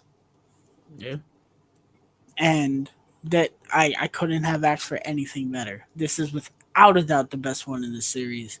Facts. And I think everyone should be proud of the last hour of this movie. Yes. Everyone who participated in the last hour of that movie, if it was a play, I'd say take a bow, without a doubt. Mm-hmm. Because watching that unfold was absolutely phenomenal. Yes. And I have nothing but positive to say about everything that went into this movie. Yes. And I couldn't be happier. Adrian? I enjoyed the speech. I figured I enjoyed the speech. Yeah, I figured you probably ain't got nothing to say after that. How can you follow up that? How can you follow up that? Like Tyler was saying, the action was impeccable. It was phenomenal. The single most highlight of this film. Yes. Fantastic, incredible. I don't think I've ever seen action hand to hand and shootout action like this ever. And I'd seen a lot of action films, so I loved it, man. I loved the action here. And we'll get into story and things like that. It was really well done. It was the best story out of the four. And I agree. the best film overall of the four. And I'm excited to get into the details. But yeah, those are my thoughts, my brief thoughts. Kevin? I never said it, but I think for every franchise to work, you have to know what is its biggest strength and how do you improve on that. And that's what this franchise has consistently done. It's an action movie first, and that's what this movie basically is. It told its story through its action, and I think that just made it one of the best movies of 2023 so far. And there's very few movies this year that I can anticipate being better than this, in my opinion. That's how I feel. This movie was just perfect, so much fun all around. For 2 hours and 49 minutes, I was just in awe of the action. It was nothing but craziness and batshit insane stunt performances from Keanu Reeves. This is an incredible movie, and I can't wait to dive more into it. There's a lot of scenes I love about this movie, but there's one in particular I want to talk about. I pray to Jesus that Tom Cruise doesn't watch this movie, because he's gonna watch this movie and be like, "Shit, I gotta top this mototherfucker." Yeah. Delayed another year. Dead Reckoning delayed another year. It's kind of it's crazy because he's probably gonna look at the runtime too. It's like, I gotta make it longer as well. We gotta hit 3 hours. Fuck 249. We gotta hit 3 hours in this bitch. Tom Cruise is the type person that wasn't part two of Dead Reckoning supposed to be next year, right? Yeah, I think so. Delay that shit to 2025. Yep. We need to rewrite this whole shit. But yeah, let's go ahead and start talking about certain scenes, man. Like I agree with all you guys' points. I absolutely love this movie. Go check out my review. You guys haven't. My fiance fucking loved this movie, and I didn't even tell her how long it was because I didn't want to tell her. I didn't want to tell her how long it was because when I tell her certain movies are very long, she starts to anticipate the runtime. I told her that about Black Panther. I'm like, Black Panther isn't nearly this long, and she felt it. If I didn't tell her how long it was, she probably would have noticed it. And this was the same instance. She did not realize the movie was 3 hours until we sat in the theater. I was like, babe, it's gonna be pretty long. And she didn't notice it. I think with how endearing the action was, how great the hand-to-hand combat, the gung fu, all the stuff was just choreographed so well. The characters were so interesting during those moments. it just it leaves you in awe, and you're not even thinking about checking your watch. Seeing this in Dolby. In IMAX. I saw it twice in IMAX. The sound editing and just I sound said this mixing this was so incredible. This is without a doubt in terms of audio, the best movie I've seen in the theater, and I can't even tell you how long. The audio in this movie was the audio mixing was absolutely outstanding. Yeah. I felt everything that happened in this movie. Yeah. Everything. Shot the bullet. I said, ow. Yeah. For sure. Bro, that by everything. Shit. It was incredible. Just like the first scene when he was punching. Punching I was just like, what the fuck is this audio? Yeah. I feel like that was the purpose of that scene, just to tell the audience, that audio is just gonna be insane the entire movie. Yeah. Yep. Setting the tone, man. So the main thing is the story is what I want to talk about. I really, one of my biggest things that I was coming into this movie is, please, for the love of God, simplify it. Please. Yeah. My biggest issue with chapter 3 is on paper, that's my favorite story. The fact that he was like, oh, he's excommunicado, he's on the run, he's got everyone getting him. That should have been the best movie, but it wasn't. Yeah. He's the fugitive. He's the fugitive at the end of the day. He's the fugitive. I'll run everybody. This, and you had, I gotta fight the high table, and I got the marker, and I got the fucking ticket, and I got the family, and I gotta get but this movie is very simple, and that's what I like. He finds out, you challenge this douche at the table, you get your freedom. And he goes, okay. So he has to go to his family. The family tells him, you got to kill this person, get this. And then once he kills that person, he goes to the family, gets his ticket. He goes, boom. That's it. It's so simple. And it's so easy to follow. It doesn't get confusing. That is what I appreciated about this movie. It is so easy to follow. Yeah. Also, it's not like a storyline overlapping another storyline just so quick. Like we start with the hotel stuff. Like we get through that, and it's kind of like that's the through line, is that okay, we have to figure out how to get the hotel and everything back in order. Because Winston is kind of blamed for everything that is going on. Like, you're the reason why all this stuff is happening. And he's the manager. Bill Skarsgård in this movie, bro. I swear to God, dude, I did not think he was gonna work. Like, when you see him in the trailer, like, is he really gonna be a good bad guy? And I kept telling my fiance, like, that's Pennywise, babe. She's like, what? I'm like, yeah, that's Pennywise. And I just kept seeing, every time I looked at his eyes, I'm like, bro, that's fucking Pennywise every time. And the accent kept throwing me off because I don't think he doesn't sound like that in real life. He's giving a French accent. He's not French in real life, which I don't think, because I've heard him talk. Yeah, I heard talk in real life. He doesn't talk like that, and it was kind of throwing me off. But as he was talking, as he was going throughout the movie, I'm like, I'm feeling him. He has a enduring presence on screen. He's not the biggest guy. He's not the most. He doesn't look the most swole, but he has that enduring presence. Like, he is in charge every time he's in the scene, or every time he's in the room. And I was loving every minute of it. But go ahead, Tyler. I liked him a lot. I mean, a lot. Other than maybe one scene that I had issues with, I liked him a lot in this movie. Keanu Reeves. Yeah. Not I'm back. My theater clapped on the first one. John Wick. You ready, John? Ready? Yeah. Yo, bro. Keanu Reeves is a national treasure. Bro. Yes, he is. I find it hilarious. There's one scene in this movie that makes me laugh where Donnie Yen asks him a question and he goes, yeah. And then he asks Donnie Yen a question. He goes, yeah. Uh-huh. It's amazing.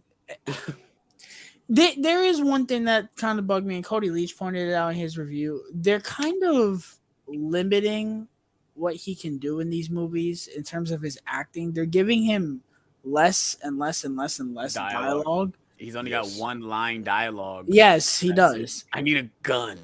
Like he says just one. You can probably put his whole dialogue in this whole entire movie in just one piece of paper. We're on the same side. Like consequences. He doesn't say that much. It's one word: consequences. Like it's like it's cool. It's Keanu being Keanu, but it's like Winston. He is an actor. You know, I think he's really good in this movie. The way he emotes his emotions, like how he acts in the moment when he does the thing he does. You believe him. You believe he's going through all this terrible stuff. I think the best thing about this movie is that this is a John Wick that's on a warpath. Yes, this isn't a John Wick that's the first opening scene when we see him and he kills the dude like in the Middle East. He he killed me, won't do anything. He's like, yeah, you're right, but I don't give a fuck. He just literally shoots him. He's like, yeah. Not really. It's like in my theater was like cheering, like, yes, let's get it. Like, oh man, it must be nice y'all having a theater experience like that, man. Yo, my theater was going crazy in this movie. Oh my god. Respectfully, our theater was better. Yeah, I know our theater was better. You can hear us all the way down the block. Then you have a theater that cheers for Nicole Kidman, bro. Nothing beats that. Oh yeah. We come to this place for magic. Pretty sure. We come to AMC theaters. You see her heel step in the puddle. Yeah. You know the movie about to start. Bro. I'm gonna cut in about the story. I did say this in my thoughts earlier that this story tells a story through the action, and I think that's why 3 has kind of been dubbed down a lot compared to the other movies, because the story is simple. Like Tyler said, you gotta go get this, you gotta go get that, because ultimately the story is told through his actions. You could tell that John Wick is just like, man, if I can't get myself out of this situation, I want to be free. I want to get the fuck up out of this life. And you can tell he's fighting like his life depends on it. He just wants to get the fuck up out of the high table's ass. He just wants to be there, just living life. He wants to be retired again with his fucking dog. Yeah, that's another thing I love about. I'm not bad to cut you off, but I love the presence of the high table, and we don't even see who the high table is. Like they just have such a presence over this world, and we don't even know who they are. And what I'm kind of annoyed by that.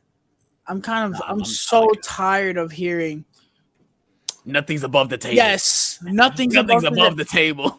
Everything goes to the table. The table. What table, bro? What table? It's one person at the table. I'm gonna be the only gripe I have. Are we gonna get to the ending, or are we gonna talk about other scenes first? We can jump around. We could jump around. Doesn't matter. Go ahead. All right. The only gripe I have with this movie, it's a minor gripe, is the fact that we probably know that John Wick 5 is gonna happen. Yeah, they were like, "Oh, we're gonna take a break. We're gonna do this. We're gonna do that." I really don't want that. I feel like I can live with this being the end of the franchise. I'll watch 5 if it happens because the action is so goddamn good. Right. But the mystery of who the high table is, like you said, we don't see the high table, and I know that for John Wick 5, that's likely what we're going to do. We're going to find out some member of the high table. We're going to know what the hell they're all about. I don't want that. I want to live like knowing, especially the way that John Wick ends. Like he's dead, and he's just like, I know he's probably alive because we don't see a proper funeral or something like that. I tell you, if you don't see a body, it regards him passing out on the stairs, it don't mean shit. Yeah. But also the dialogue they say is like, what do you think, he's in heaven or hell? And he says, who knows? And then Lawrence Fishburne just laughs like he knows. Oh, this nigga ain't dead. This is all like he's retired somewhere else. I was telling Tyler he was John Wick was probably in the trees back, right back. I was waiting towards the end where they pan and you see his silhouette in the trees. Like you see his hair flapping in the trees. Like, oh yeah, there he is. It's even how I agree, even Kevin. how I obvious wish it was. I wanted to end with this one. I want this to be the last one. Like, especially at the end where he's just like, he's finally free, but he dies. And it was kind of a precursor to everything that all these other characters said about him. It's just like, you can't just expect to get out of this life again. You got out on a lucky win by completing an impossible task. You and then got back out. into it, and then got back into the fold, and then got back into the Can't fold. come back in. I know that this is going to be an unpopular opinion, and I'm not trying to bring the vibe down at all. Don't bring the vibe down, bro. But don't bring the vibe down. This is I want a John Wick 5. This is just no. This is something that I feel like this series is missing, and I know a lot of people don't feel that way because it is an action film. That's what this franchise is based on. But I wish there was a little bit more of an emotional factor in these movies, as far as him and his wife. By the end of this movie, I kind of forgot that he was married. he mentions he wants on his headstone loving husband. And I was like, wait, oh yeah, like that did happen in the first movie, you know. So after all this stuff happening in this series, I'm like, I kind of feel like it could have benefited from a more emotional aspect with, you know, him and his wife, things like that. But that's just something I felt. I think there could have been little reminders, just like little things where John Wick, you know, he keeps on talking about he wants to escape this life again. You know, I feel like, you know, you could have just sprinkled in, oh yeah, he has a wife. You know, I need to get out had of a this wife. because... Had a wife. Yeah. But that's just my little gripe with the movie. I just don't want a John Wick 5. I feel like that'll just ruin the magic of that. Even if it was pretty obvious that. But how can you top this? Like when you get to the sequence when they get to the other hotel, like after everything that happened, you open and they destroyed the Continental in New York. Which I was not expecting. I was not expecting that either. I did not expect. I said, "Oh shit!" Rest in peace. I did not expect him to kill the concierge. I did not expect him to die in the beginning of this movie. I did not expect him to die. I thought it was gonna be Winston, but now I remember watching the trailers and he's in other scenes. Like, okay, like I thought Winston was gonna die later in the movie. I didn't think he was gonna die in the beginning. Yeah. But I did not expect the hotel to. I did not expect the hotel to get blown up. But then when we get to the other hotel, and then when the scene, I did not expect. I did not expect the fucking scene to go as long as it did. They have so many different elements. You got arrows, swords, guns, like ninja swords, niggas with armor. Like you got the fucking Oni in this motherfucker at this point. Like, bro, like. When all these guys showed up in the weird like mask armor thing, I'm like, bro, like this is the fucking Oni at this point. Like, you guys don't know what the Oni is. They're like, you know, mythical creatures, with like they're samurais, but like they're like mythical.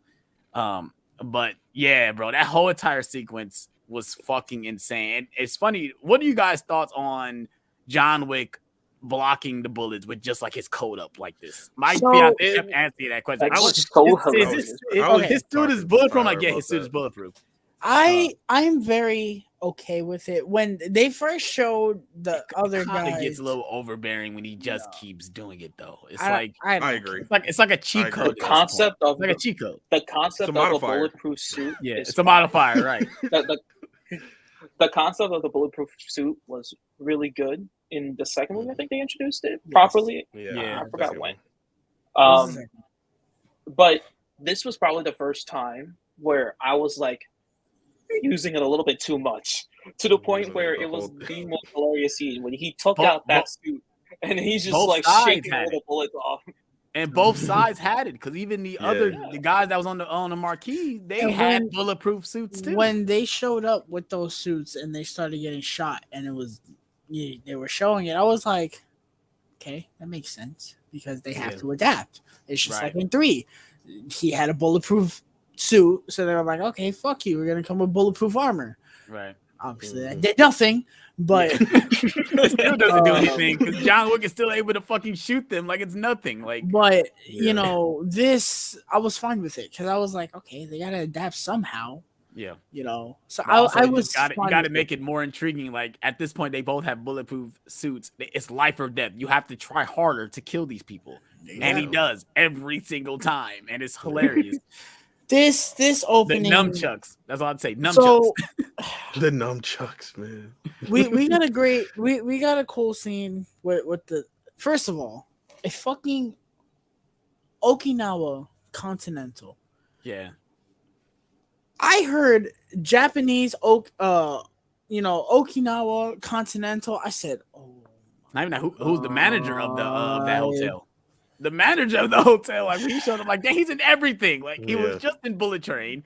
He was in fucking wasn't he in fucking Mortal Kombat too? Yeah. Like what the fuck? Like this thing is everywhere. I just seen him in a Mazda commercial. Like what? A Mazda commercial. A Mazda commercial. Like he's everywhere. He's great in this movie. He's good though. Like he's a really good actor. Great dude. So we got this scene with him and her daughter. I might be in the minority. I found the daughter a little cringy. I don't know. Just a little bit. Akira. Yeah, just a little bit. This is her first movie. Fine. This is her first movie. She's a singer. Okay. So she's there's a scene later before everything starts going down when she's like, "You have no business being here. Why are you basically chewing out John Wick?" Yes, I'm like, shut up. And I was kind of told Kevin, I was like, I was just waiting for that scene to be over. I'm like, I know shit is about to pop off, like, bro. And when it did, but not she's a fucking dog, bro. She was out here. She was though. Dogging niggas, bro. My theater was going crazy, bro, when she was dogging shit, bro. I kind of wanted to just base this review on talking about the three main action sequences. Yeah, because it feels like that's what we need to talk about. I love all the small sequences. Like we get a great scene with Keanu and Donnie sitting in the church. I do like all the small character moments we get with the characters. I think all those scenes are great. You would think those will slow the movie down, and they don't. They bring something to the movie. We gotta talk about this person before we talk about the rest of the movie. Mr. Nobody. Yes. I love him. I didn't talk about it in my review because I feel like I feel like I wanted to talk about him more because I didn't want to spoil a lot of stuff, especially with his character. I love everything they did with him. I love that he's like keen on a certain price for killing John Wick. Like I'm not gonna kill him because I want a certain price. Yeah, I don't want it to be that. I want to go up. Yeah, I need to be able to retire off killing this man. Yeah, he said almost there. Yeah, the fact that he loves it. He's a dog person. Everyone's a dog person. In this franchise. God damn. Go ahead, Kevin. Go ahead, Tyler. I just found it funny that the scene where he shows up, he's like, "Oh, I need a room," and she's like, "Oh, we don't allow animals." She's like, "But he's my support animal." He's like, "Oh, no, he's I support you." I'm his that. emotional pet. Like I'm emotional for him. Yeah, right. Like, he was like, "Stay in your room." I was like, "All right, good." This action make it to the room. Right. They didn't know. Before you get into that, I did like Mr. Nobody, but maybe I completely forgot this scene wrong. But considering that his whole little arc thing throughout the movie was just like, he wanted a certain price for John Wick, I was like, you felt so confident that you was going to kill him. Yeah. Mm-hmm. What I had hoped was that he was going to get pretty darn close to killing him. Like, if he was so confident that he was going to kill him, he was waiting for a certain price. I had kind of hoped that it was just like, the price is going to get so high where he's just like, all right, time to wrap this shit up. We kind of almost get that moment, but then he saves the dog. He saves his dog so he doesn't pull the trigger because he does a good deed for him. So he's like, okay, I can't kill him right now. So yeah, I guess that was enough for him. For me, I was just like, that wasn't enough for you. He was so close, and it was just the luck of John Wick that would save him, that didn't kill him, and not just like. But I did like that sequence. I was just kind of like, I wish just a little bit closer to killing it before we get that part. Yeah, that's just me. For sure. Okay, that's just me. Go ahead, Ty. This opening action sequence, when it popped off and everyone just started going crazy, I said, "Oh, and away we." In the words of Winston, and away we go. Here we go. It was just carnage. The action was just incredible. Donnie Yen, yo, movie. The fact that he's sitting there eating ramen before the sequence, before he even start fighting, he's just sitting there slurping away like he just gotta get his eat on, bro. He didn't have much. I really appreciate the fact that he is actually blind. He's not over here. I want the force is with me. I want the force is with me. You know, the fact that he's playing another blind guy is just hilarious. Yeah, that's funny. I actually like that he's actually blind and he has to use tactics. Let's talk about said tactics. When he puts the little things on the doorbells. I had heard doorbells were not going to be looked at the same after watching this movie. I thought that meant in a different context, like people were going to be getting killed with doorbells somehow. But nonetheless, he puts the thing. Yeah, he puts the thing on the wall. I thought it was a heat sensor. I thought so too. I was like, "What the fuck?" They were. It might be though.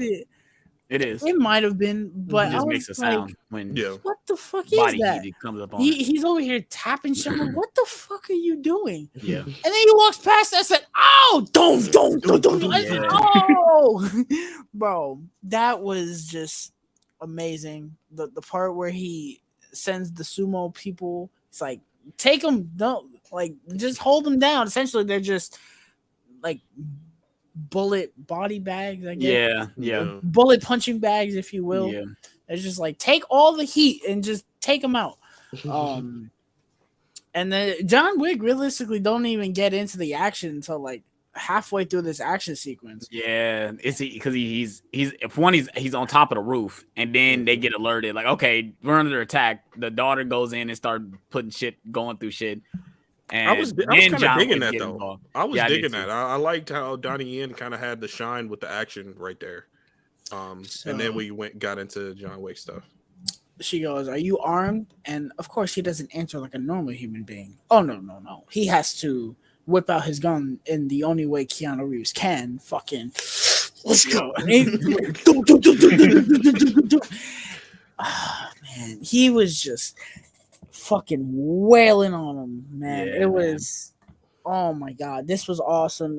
Akira got pretty much some of the spotlight here. She jumped in, it was still in the trailer, jumped on that dude and fucking obliterated him. Yeah. The one that made me like almost flip was when he was fighting that guy and he did something and the dude flips in the air and she shoots him in the foot. And the hand stuck. Yeah, he gets stuck on the wall. Shoots him in the head. I was like, God damn. When there's certain tactics like that they do when at the end it ends in a headshot, but like something else happens to him. Like I think someone gets like nailed to the wall, not that way, but another guy gets nailed. He just shoots him in the head. The overkill in this movie is hilarious. Like, they're clearly dead. But he just like, I gotta shoot him in the head. They gotta get shot in the head. They have to. It's hilarious, but it makes sense. They move down and they're scrapping. She was scrapping with like 5 other dudes. And huge motherfucker just stabbing him. Yeah, she's stabbing in the back, climbing up.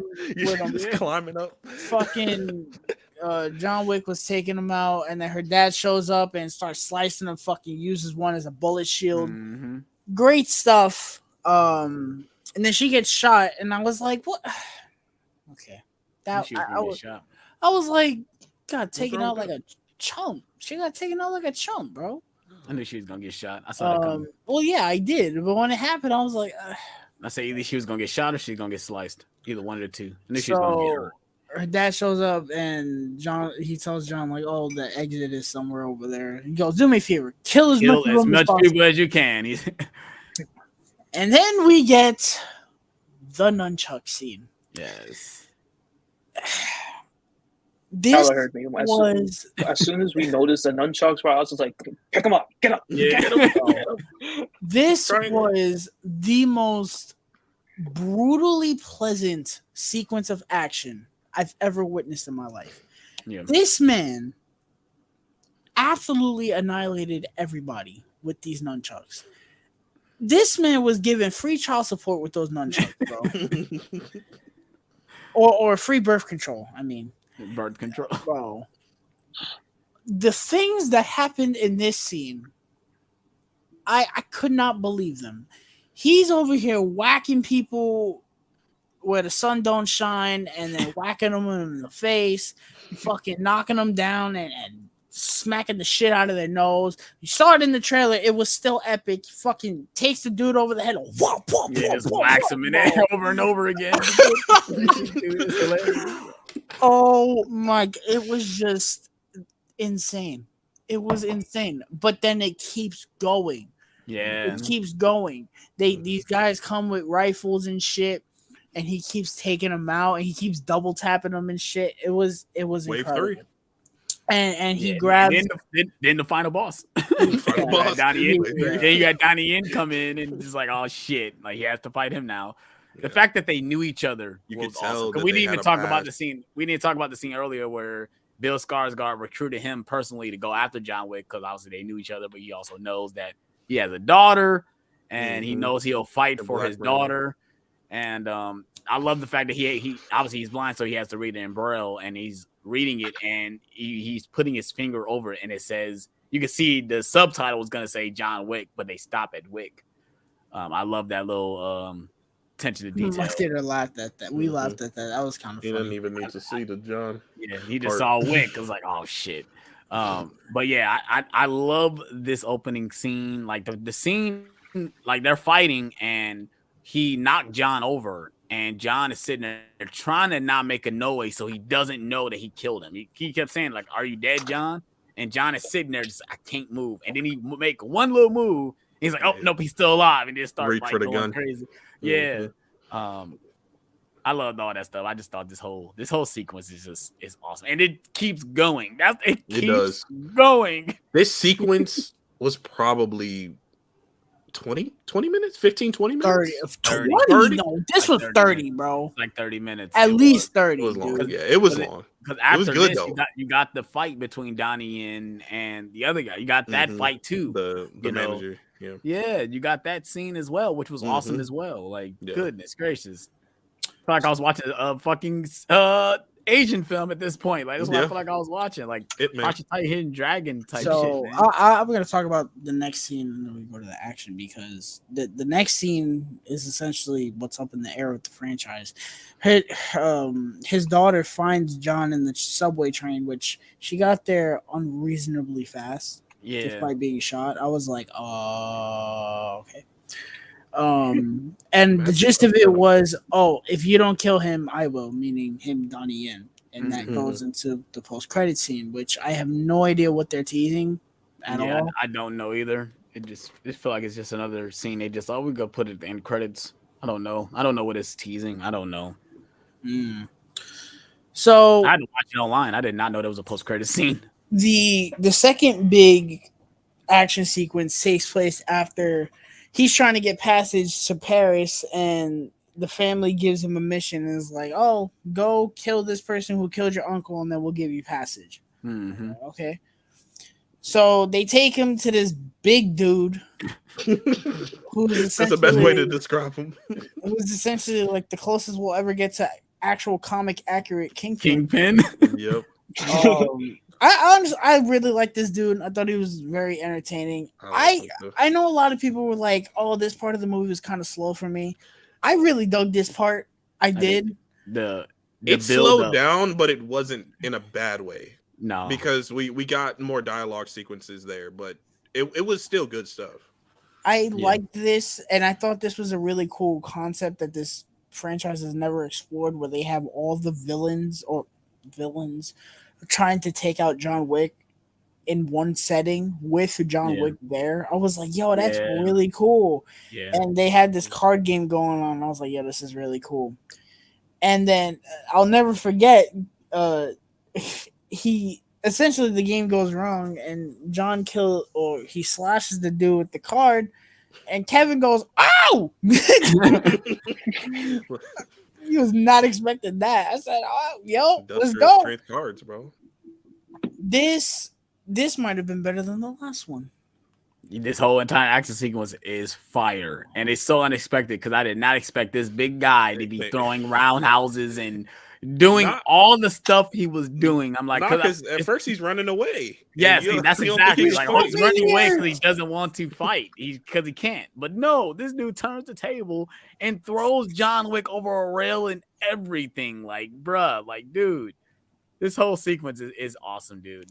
The fact that they bring in the dogs. I don't know if the dog I introduced him was doing stuff earlier, right? Was he? He wasn't doing anything earlier. I think he killed somebody earlier, like one person.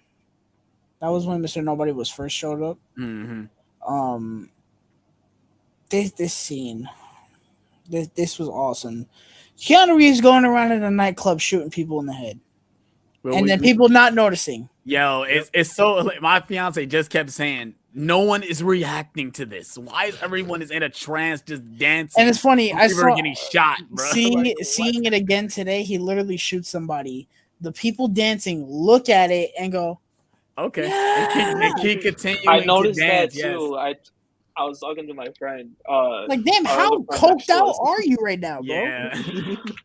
I was just like, someone was there and just like, he just looked at us like, oh shit, let's keep dancing. Yeah. Yeah. Someone's dying in front of me. Fuck them. It's hilarious. And then you start noticing people looking when they're fighting. It's like, okay, people are noticing it, but no, people are still dancing in the background. Like, okay, fights happen all the time here, especially with guns and knives and samurai swords and all this shit. It's like, Listen, you got dogs literally jumping over anything. Dogs running through. Listen, if I'm going to be dancing at a club that belongs to like a criminal organization, best believe I will expect some fucking shit to go down. As long as it don't affect me, fuck it. I'm gonna keep vibing, bro. Keep vibing. That sounds personal, bro. So we got the first of two no way moments in this movie. So the hand-to-hand fight with this dude and John was great. This was awesome. When he started roundhousing him and shit, I was like, oh shoot, all right, cool. And they going back and forth. And he grabs him and fucking kicks the shit out of him, and he goes flying over the railing, smacks the fuck out of his back, falls over and smacks the fuck out of his face on the floor. Yeah.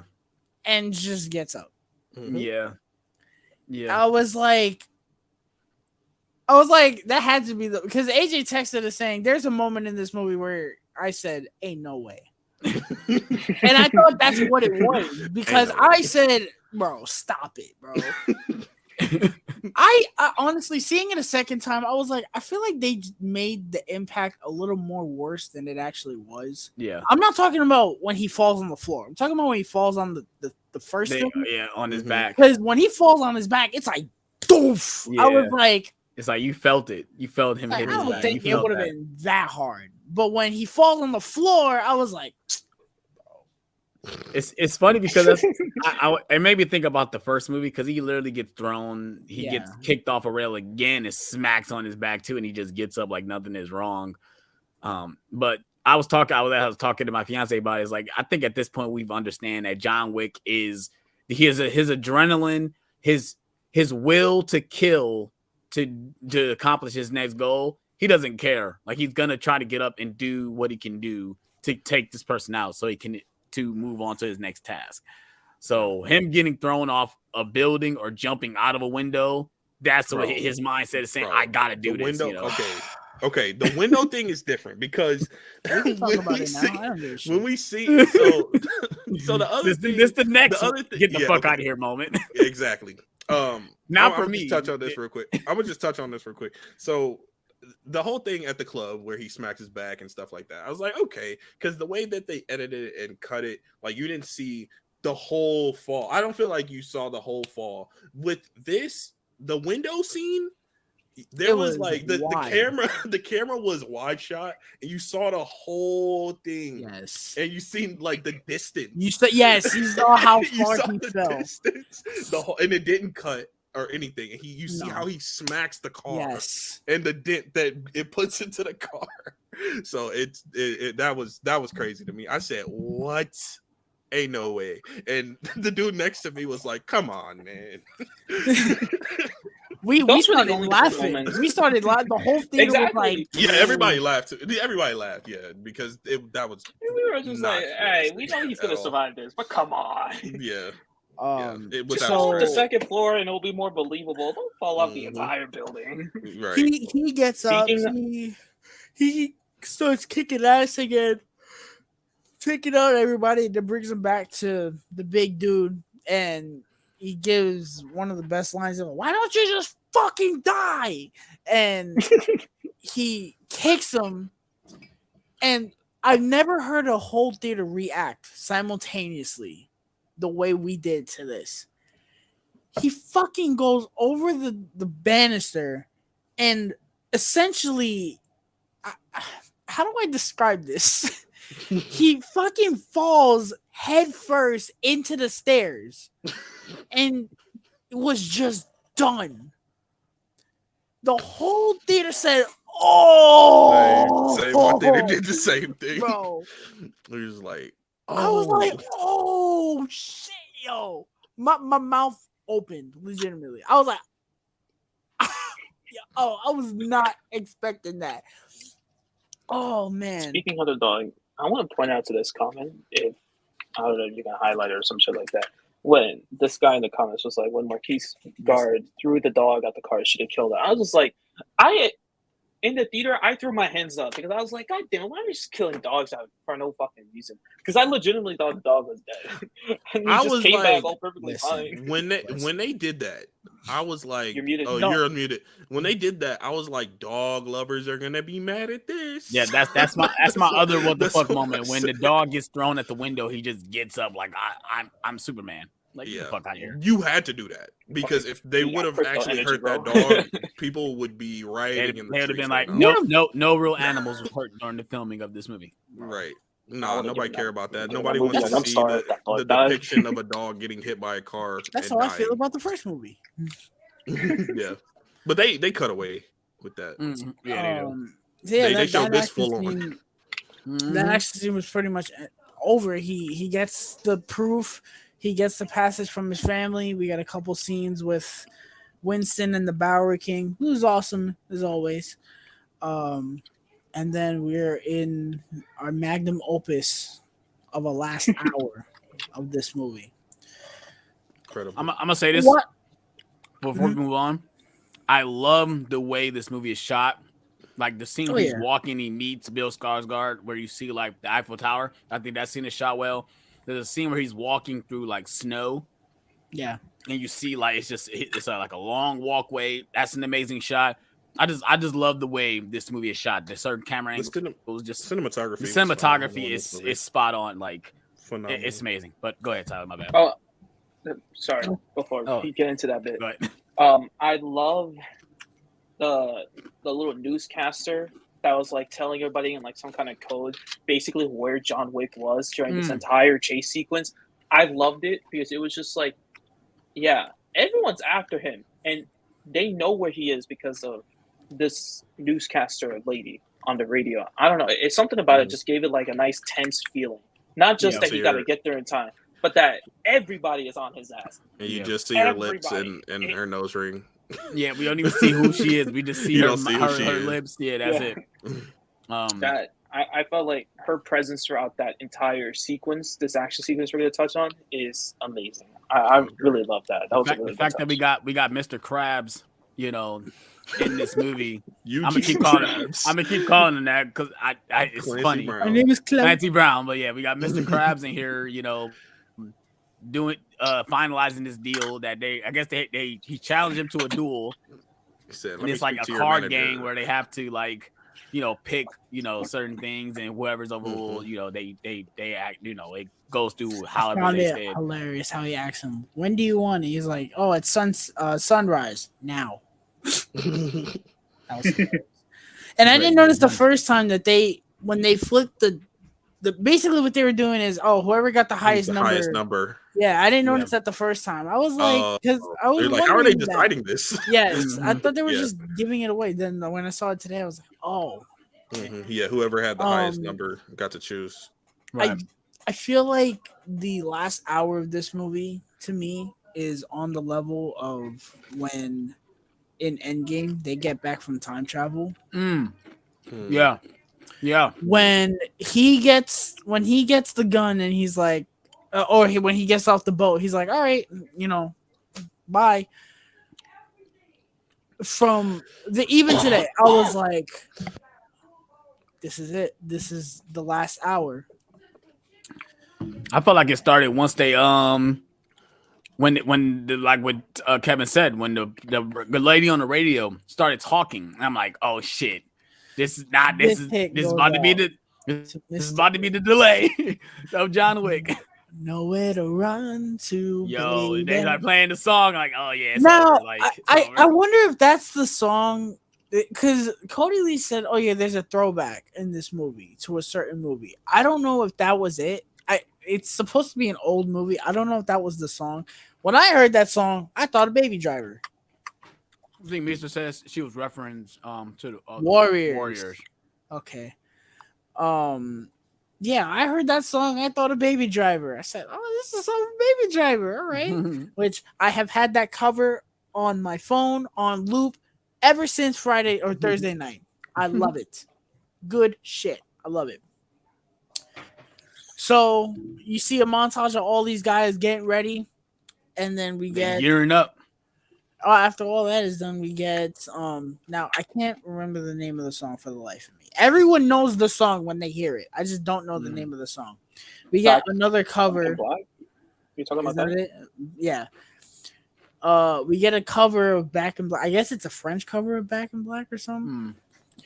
And it was awesome. And that's why you wear your AC/DC shirt. No, AC/DC doesn't sing that song, bro. Back in Black. It's a different Back in Black. It's not that. I know. That's why I thought you were wearing your shirt though. And we let this firecracker off. And immediately John Wick gets hit by 2 cars and is living. And this was the other instance of people not noticing things. You are in a empty street, and there's people 2 feet away from you having croissants and whatever. And they're just, if John Wick's over here shooting people, he's getting hit by cars. They're just, I'm like, you don't hear that? Nobody hears anything. Clearly, people are dancing and the people are getting shot right in front of them. So, but starting off with the sequence with him getting hit by all these cars, and then I forgot what happens, but when they get to the sequence where he's in the car and they go in the big circle. He gets hit by the cars and he takes all those dudes out, and then he steals the car, and then that's when he goes. So after that, we got. See, it's so hard because this and the next thing that happens, I was like, they're both incredible, but this was up to this point probably the greatest thing I'd ever witnessed. It's the second part of this, but they essentially, all these cars form. Essentially, this is a big action sequence during incoming traffic. That's what this is. And he's just. This part is a little unbelievable, but I was like, dude, I don't give a shit at this point. He's got no doors on his car. He's got no windshield. And he's over here drifting around in a circle with no cover. It's just shooting like it's nothing. And the fact that we get it's like a one shot where we follow him, not like the cars. We following him shoot everyone in the same motion, like with him. And I just think it's beautiful filmmaking. It's amazing, dude. So the guy that's been giving him shit, which I like him a lot. You're right, Lab Hat. Yeah, they do. I do like that guy that was giving him shit, that big dude who was essentially the main villain. Main goon. I liked him a lot. And so he shows up and he's giving him shit and he's fucking like destroying him. And I think he threw him into a car at one point. I was like, God, holy shit. And he's just getting up from it, you know. He definitely threw the dog. Yeah. And essentially, when this was going on, I was like, oh my God. They're essentially fighting through oncoming traffic. Yep. They're fucking. You're just waiting for somebody to get smacked. Yeah. Yep. They're hitting each other. Then they push each other back, and they're waiting for the cars to go by, and then they keep going. You ever play Frogger? It was like that, where they were in the middle of the street trying to dodge the traffic and fighting at the same time. It's funny because I think it was in the trailer, but you see someone get hit and he's shooting him in midair as they're falling. Like they get hit I was like, he's like, bow, like I gotta kill you. You're gonna And get that up and other get dude, hit by they a showed in car. the trailer, but he's fucking with him. He's like, man, fuck this shit. Boom! I was like, oh, Jesus Christ. So then Mr. Nobody shows up, obviously, and then the dog saves him. He's about to die. The dog saves him, and that's when he throws the dog into the windshield. The whole theater gasped. Yeah. Same. What happens to him in this scene? Something happens to him in this scene. The big dude. Something had happened to him. Nothing happened to him in this scene. No, because he ends up coming back. No, I know what happens. He's trying to fight him, and then Mr. Nobody shoots at them, and he's like, "Oh shit!" And then they scatter. Mm-hmm. And that brings us to the dragon breath scene. Oh my God. My fiance took once she took the words right out of my mouth, said, "This is like a straight video game." And I said, "You're right. This is You're straight right. This is a perfect action sequence. Yes. Perfect. I can agree with that. Wholeheartedly. I had no words. We clapped after both of these scenes, by the way. It was like we were watching a Broadway play. Because we were like, dude. I was in my theater. He was blasting people with that thing. I said, oh. People probably was looking at me like I was crazy.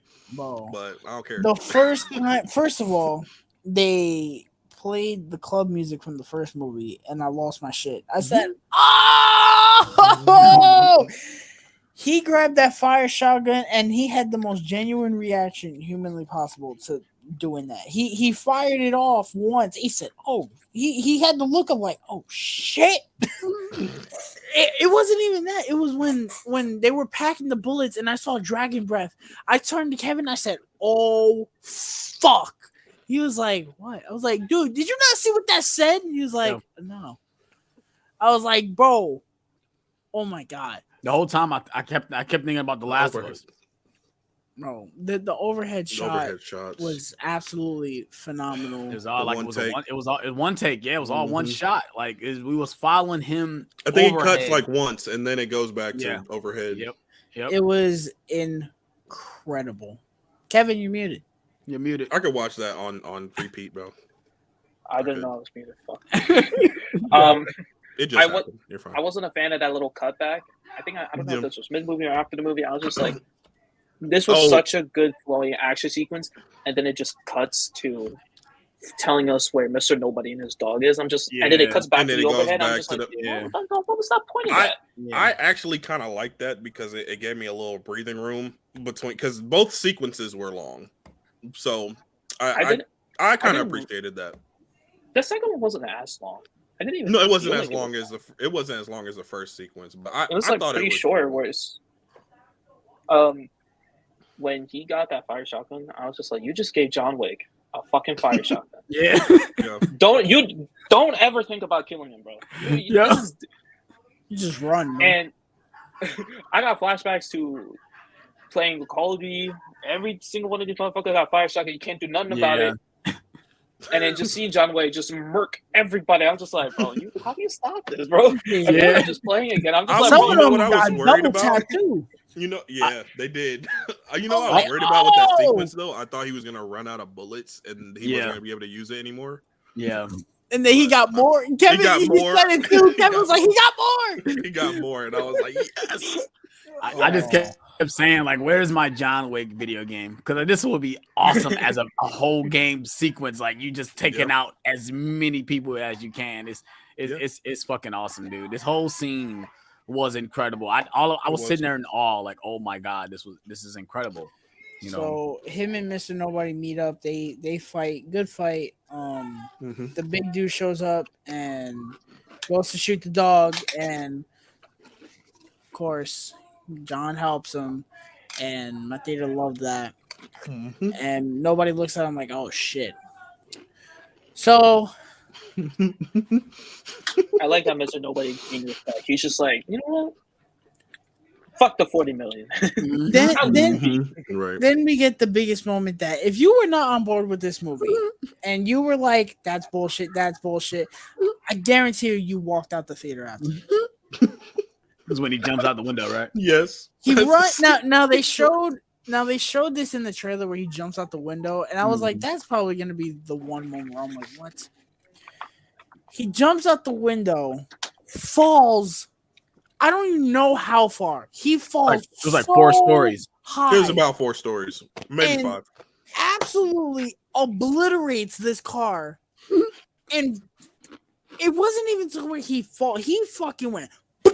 And yes, I was like, it wasn't even straight onto the car. It was like halfway on the car. Like he would have broke something. His whole back will be broke. And my man just, I was like, I give up, bro. John Wick. He gets up like nothing happened. We just accept that he's just gonna survive. He's just like, all right, Yep. bro. At this point, they're probably like, at this point in the movie, if you could believe all this stuff that happened earlier, you good with this. Yeah, for sure. Fuck it. I mean, yeah. Right. I don't know. I feel like there was a simple way to get around that, though. You could have, instead of having him fall the way you did, just had it be that he falls into the car. It definitely was a better way to do it. But they said, "No, we're gonna." He fell face flat on the concrete, right? Like he fell on his back on the car and then he just flipped over and fell face flat. I was just like, bro got like broken noses, probably like a couple broken ribs. Broken nose. That's where you're starting his nose. He would have ended up like the girl off Scream 6. Yeah. So then we get a scene that, honestly, I don't think anybody's walking upstairs for at least 2 months after watching. That's a lie. My girlfriend just walked up, just ran stairs today. She did it 4 times, up and down. But yeah, I looked at the stairs and thought about that too. This scene with the stairs was absolutely phenomenal. All of this, him going up the stairs, this was awesome.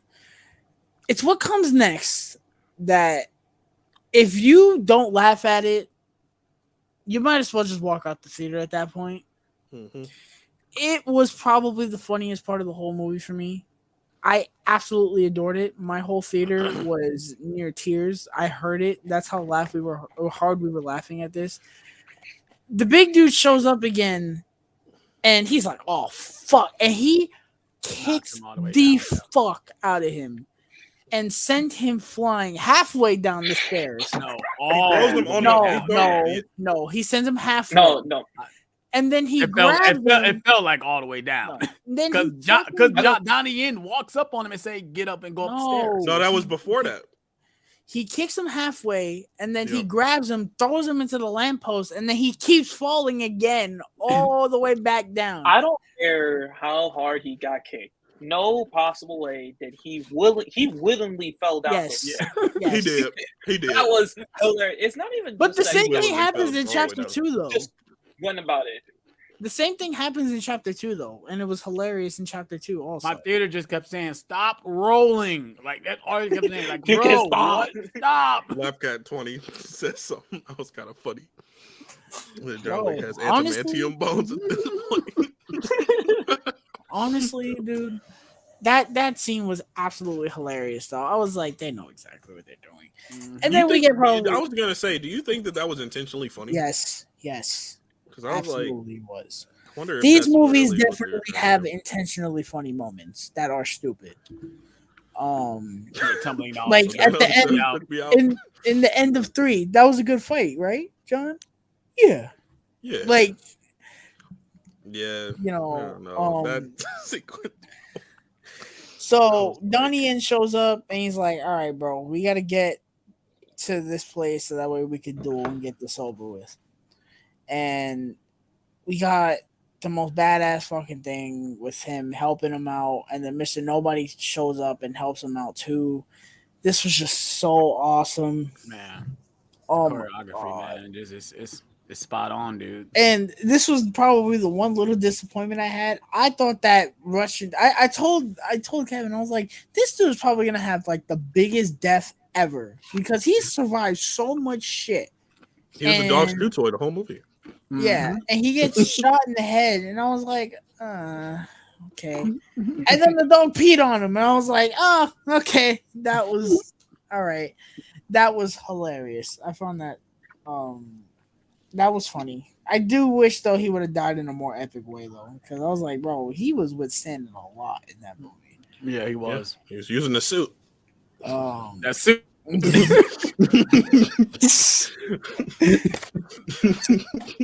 So they make it to the place and they duel, and it was a cool duel, very cool. I loved all of this, and Kevin Green had screen told could have me been a the little same bit thing.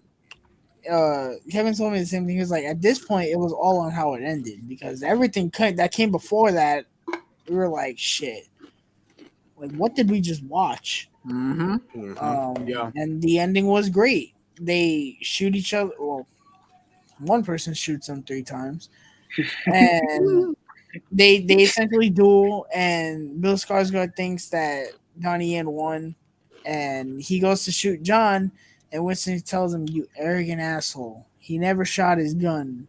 Goes, Consequences. Both. Awesome. It was awesome. Bill Skarsgård is DUD. Facts. And they literally just left his body. Somebody gonna say they just don't leave him? Like, yeah, they don't give a fuck. I mean, what they do? They'll call the cleanup crew. Yeah, cleanup crew. They the Mr. Krabs tells him, "Oh, you have your freedom."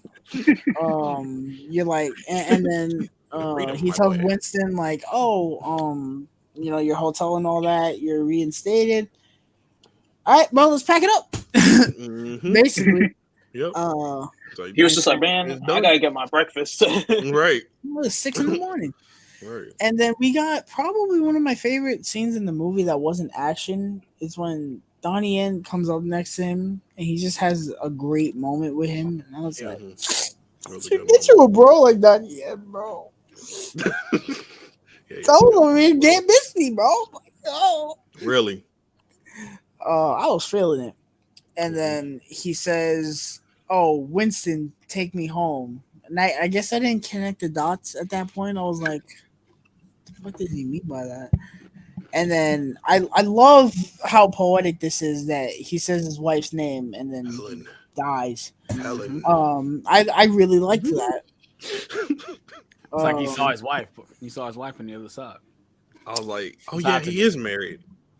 Or he was married. He was married. Dude, when he fell, I was like, yo, they're gonna spoil this for No Time to Die, but I was like, they're gonna fucking pull a No Time to Die? Like, are you serious?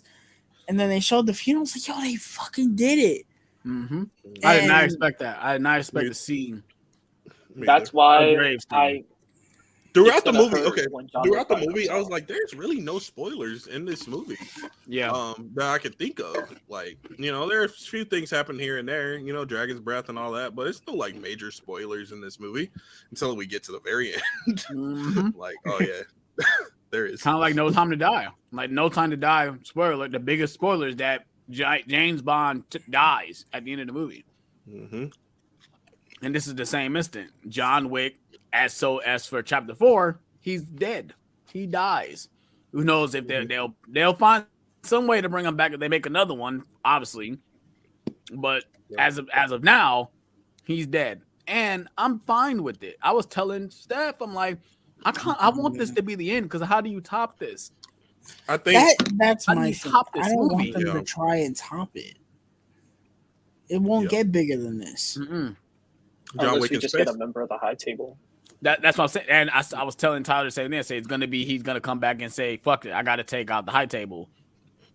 But there's no reason for him to do that. Yeah, and also he's been cleared of everything. There isn't no reason for him to do that. He has no everything has been cleared. He mentioned it in this movie, or none of that. And Winston is like, they're just gonna keep sending people. You know, it's not gonna ever end. So there's no point in doing that. Yeah. So I mean, I at the end I was satisfied. Like I said, I said earlier, we get the dialogue between Winston and Lawrence Fishburne's character, where they was like, okay, is he in heaven or hell? And Winston says, who knows? And he gives a little chuckle, and that's my thought is, oh yeah, that's the hint. Like he's not dead. This is a fake burial, and the only reason to say that so he don't get back into the life is say that he died, like he's dead. Yeah. That's why they can't contact him. So I mean, if that's the way it is, that's the way it is. Like I said, as much money as this movie is making, they have no choice but to make another one. For I mean, money they have wise. a choice, but I mean, business wise, business. That's what that's what I mean. Story wise, no, don't do it. But business wise, if I'm the head of Lionsgate and I'm like, these niggas loving this shit. Let's do one more. So they announced today that is coming out next year in either the spring or the summer of 2024, and they also announced that the Continental prequel show with Winston is going to be 3 parts released on Peacock this fall. 3 parts, like 3 episodes? Yes. Huh. You guys see a spinoff with Mr. Nobody? It's possible. I can see that happening. They can't call it Nobody. Right. Call it The Tracker. The Tracker. That's technically his name. What it is. Yeah, it's technically his name in the IMDb. Mm-hmm. But I mean, this movie is a masterpiece of its genre. Movie is fantastic. It's great. I went into it with very high expectations, but I did not expect this. I did not expect this. The runtime did scare me. It did, because we were talking about it when we reported it. I was like, why is this movie this long? Like, it has to be a reason. And it delivered. And Tyler was saying this off screen. I agree completely. This movie was a celebration of the John Wick franchise. Yes. And it went out with a bang. It felt finite at the end. Yes. And the runtime was warranted. Yeah. It doesn't hurt the story either. It didn't. It didn't feel dragged out to me. No. There were people out there saying like, "Oh, the runtime is dragged out." I saw a few reviewers on YouTube saying that, and I was just like, "What are you talking about?" I'm just like, "It's okay." These are the same geeks saying that the Batman was too long.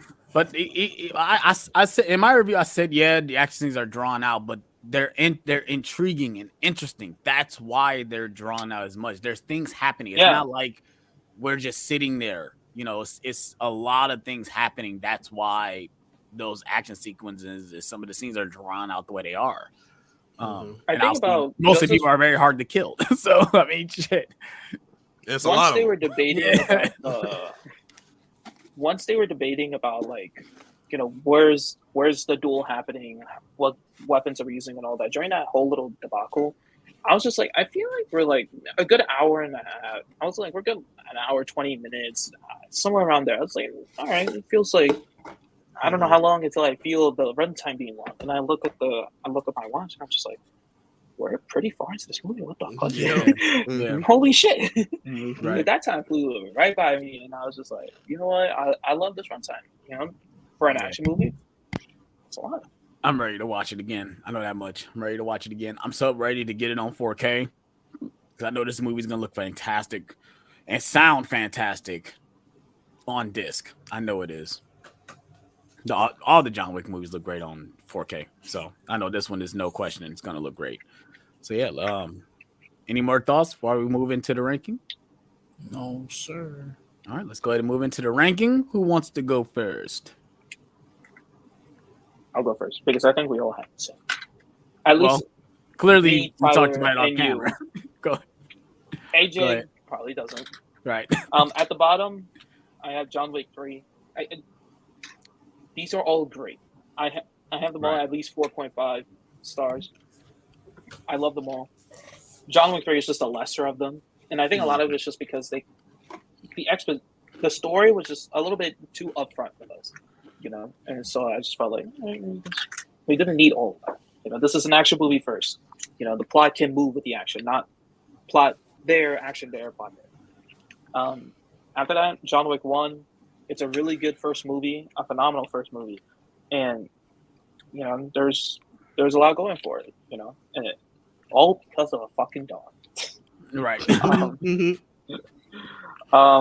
Next up is John Wick 2.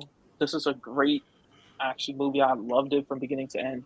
I really like how, even though John Wick was technically done with his mission after the first movie, they found a way to bring him back. They're just like, all right, bro, we gotta bring him back somehow. And it's not just like, oh yeah, I'm back. No, he's forced back into this life. And I really love the decision he made at the end of the movie, because he realizes the repercussions of him staying inside the Continental for so long. And John Wick 4 at the top. Like, this is, as you said, this is a masterpiece of its genre. I don't know how you can get any higher than this. I hope this is where it ends, but Yeah, I know it won't. But yeah, if this is it, I'm perfectly okay with it. My ranking is the exact same as Kevin's. Only I like John Wick 3 less than he does. I think John Wick 3 is pretty solid, but the third act is very dragged out to me. And while I don't hate the ending now, being that we got 4 on its own, I think it's a very forced ending. That's just me. But yeah, my ranking is the exact same. 3, 1, 2, and 4. Yep. Obviously my ranking is the same. My ranking is the exact same way. I love all these movies though. That's the thing. It's like I don't think anyone is like there's not a bad apple in this franchise. It's another franchise where there's no bad apples. There's not a single one that's bad. All of them are very well crafted movies. You can watch each of them back to back to back, and you will have a good ass time watching all these movies.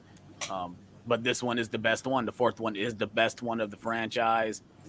If they ended on a high note, I'm very happy that they ended it with this movie. So, go ahead, AJ. I agree that this franchise has no weak links, and I also agree that the fourth one is the best. However, my hot take comes in with the positioning of my ranking and the scores I have given them. I rated them all 4 out of 5s. I love each one of them in their own individual way. But as far as the ranking goes, 4 I have number 1. Great movie.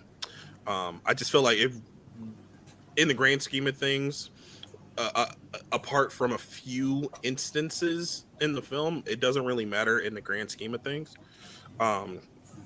Next is 3. 3 is 3. I do see you guys' take on some of the flaws with it, but I enjoy it thoroughly. I love it. 2, fantastic action sequences, and 1, we just talked about it. Fantastic, amazing, stupendous, masterclass in action.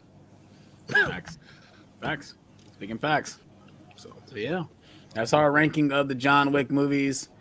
If you guys have not seen any of the John Wick movies, I don't know why you guys are still here, but go watch them, bro. Just go watch them. You will have a good ass time seeing Keanu Reeves saying a lot of one-liners as he's known for. One-worders. Just be a straight badass with a gun. That's all I'd say. Just when he says he needs guns, he needs guns. Lots of guns. Get this man a gun.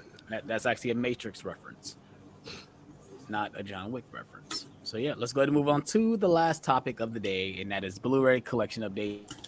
Everyone has, well, obviously not Kevin, but does everyone has physical media to need the show? All right, go ahead. So I don't have any actual movies, but the one thing I did get is the Resident Evil 4 remake for PS5. This originally wasn't going to be a day one, but I was like, Resident Evil 2 remake is my favorite game of all time, so I don't know why this wasn't a day one. Wow. So far, I'm really digging it. Is it as good as 2? No, I wouldn't say. I don't know. I just hold that game to a really high standard. But this game is really good so far. It's really good. I'm digging it. Awesome. AJ, you got anything? I do not. Okay. Well, I probably won't have anything for a while, to be honest. That's cool. We know you're not buying physical media unless you get a gift card. So I have 2 things. This month has been trash for me for releases. I haven't made a video. I wanted to make a video talking about that at least for someone like me, how these last couple months has just been straight dead. I know we've been getting a lot of boutique stuff. April too. And April's looking slow too. So for me that makes content about Blu-ray hunting, it's really hard.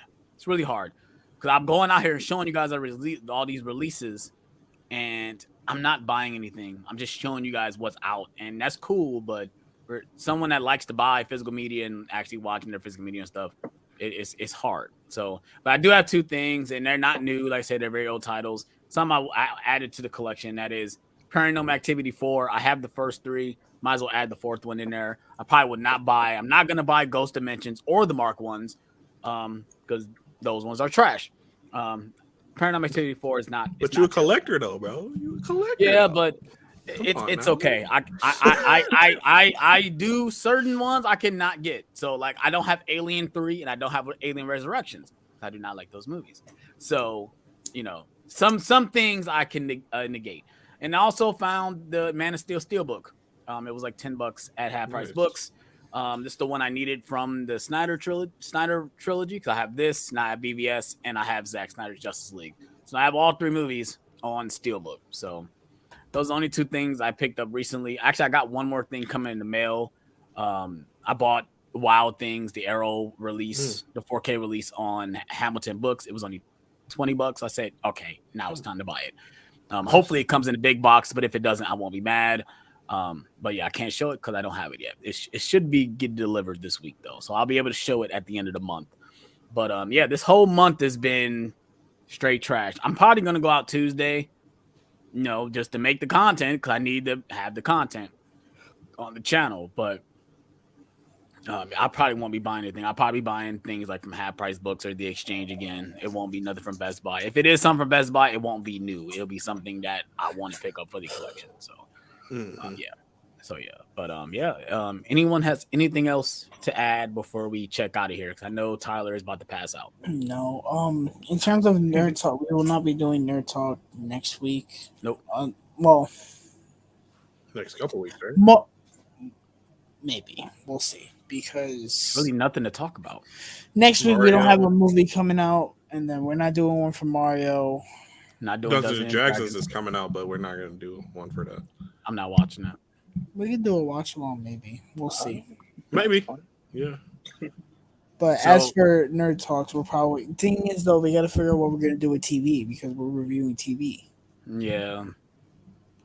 We'll figure it out because, like I said, we got Mandalorian. Obviously, the only 2 we got now is Mandalorian and Bel Air.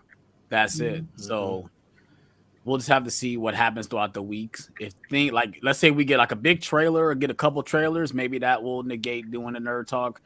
I can see us probably taking a week off. I don't mind taking a week off. That means we just might have to jumble 2 episodes of both the shows into one topic. So let's say we're gonna skip, let's say episode 6 of Bel Air, then we'll have to talk about episode 6 and episode 7 in the same episode, same with Mandalorian. So we'll have to just jumble 2 episodes together, which I don't mind doing that. That just to see if we get any other news. Because if we don't get any other news, it's like that's the hard thing about it. If you guys want to take a week off, I don't mind taking a week off. We feel like we've been pumping out Nerd Talk we've been pumping it out, which I'm very March, bro. We hit the end of March. Yeah. We reviewed every new release in March. We made it. We made it. Well, we're not doing Dungeons and Dragons. That will be the last one, but it's cool. It's cool. But I'm very happy to say everybody sees it and wants to talk about it. I'm not going to see it. Kevin was seeing it, but that Sunday I'm busy. Unless we do it during the day. Oh yeah, it's fine. I'm not stressing about Dungeons and Dragons. I'm telling you. I don't anticipate that movie being a movie that's just like worth talking about. Yeah. At least to the extent. Same. The others. If anything, I'll watch it on the Fire Stick. I won't go to the theater to see it.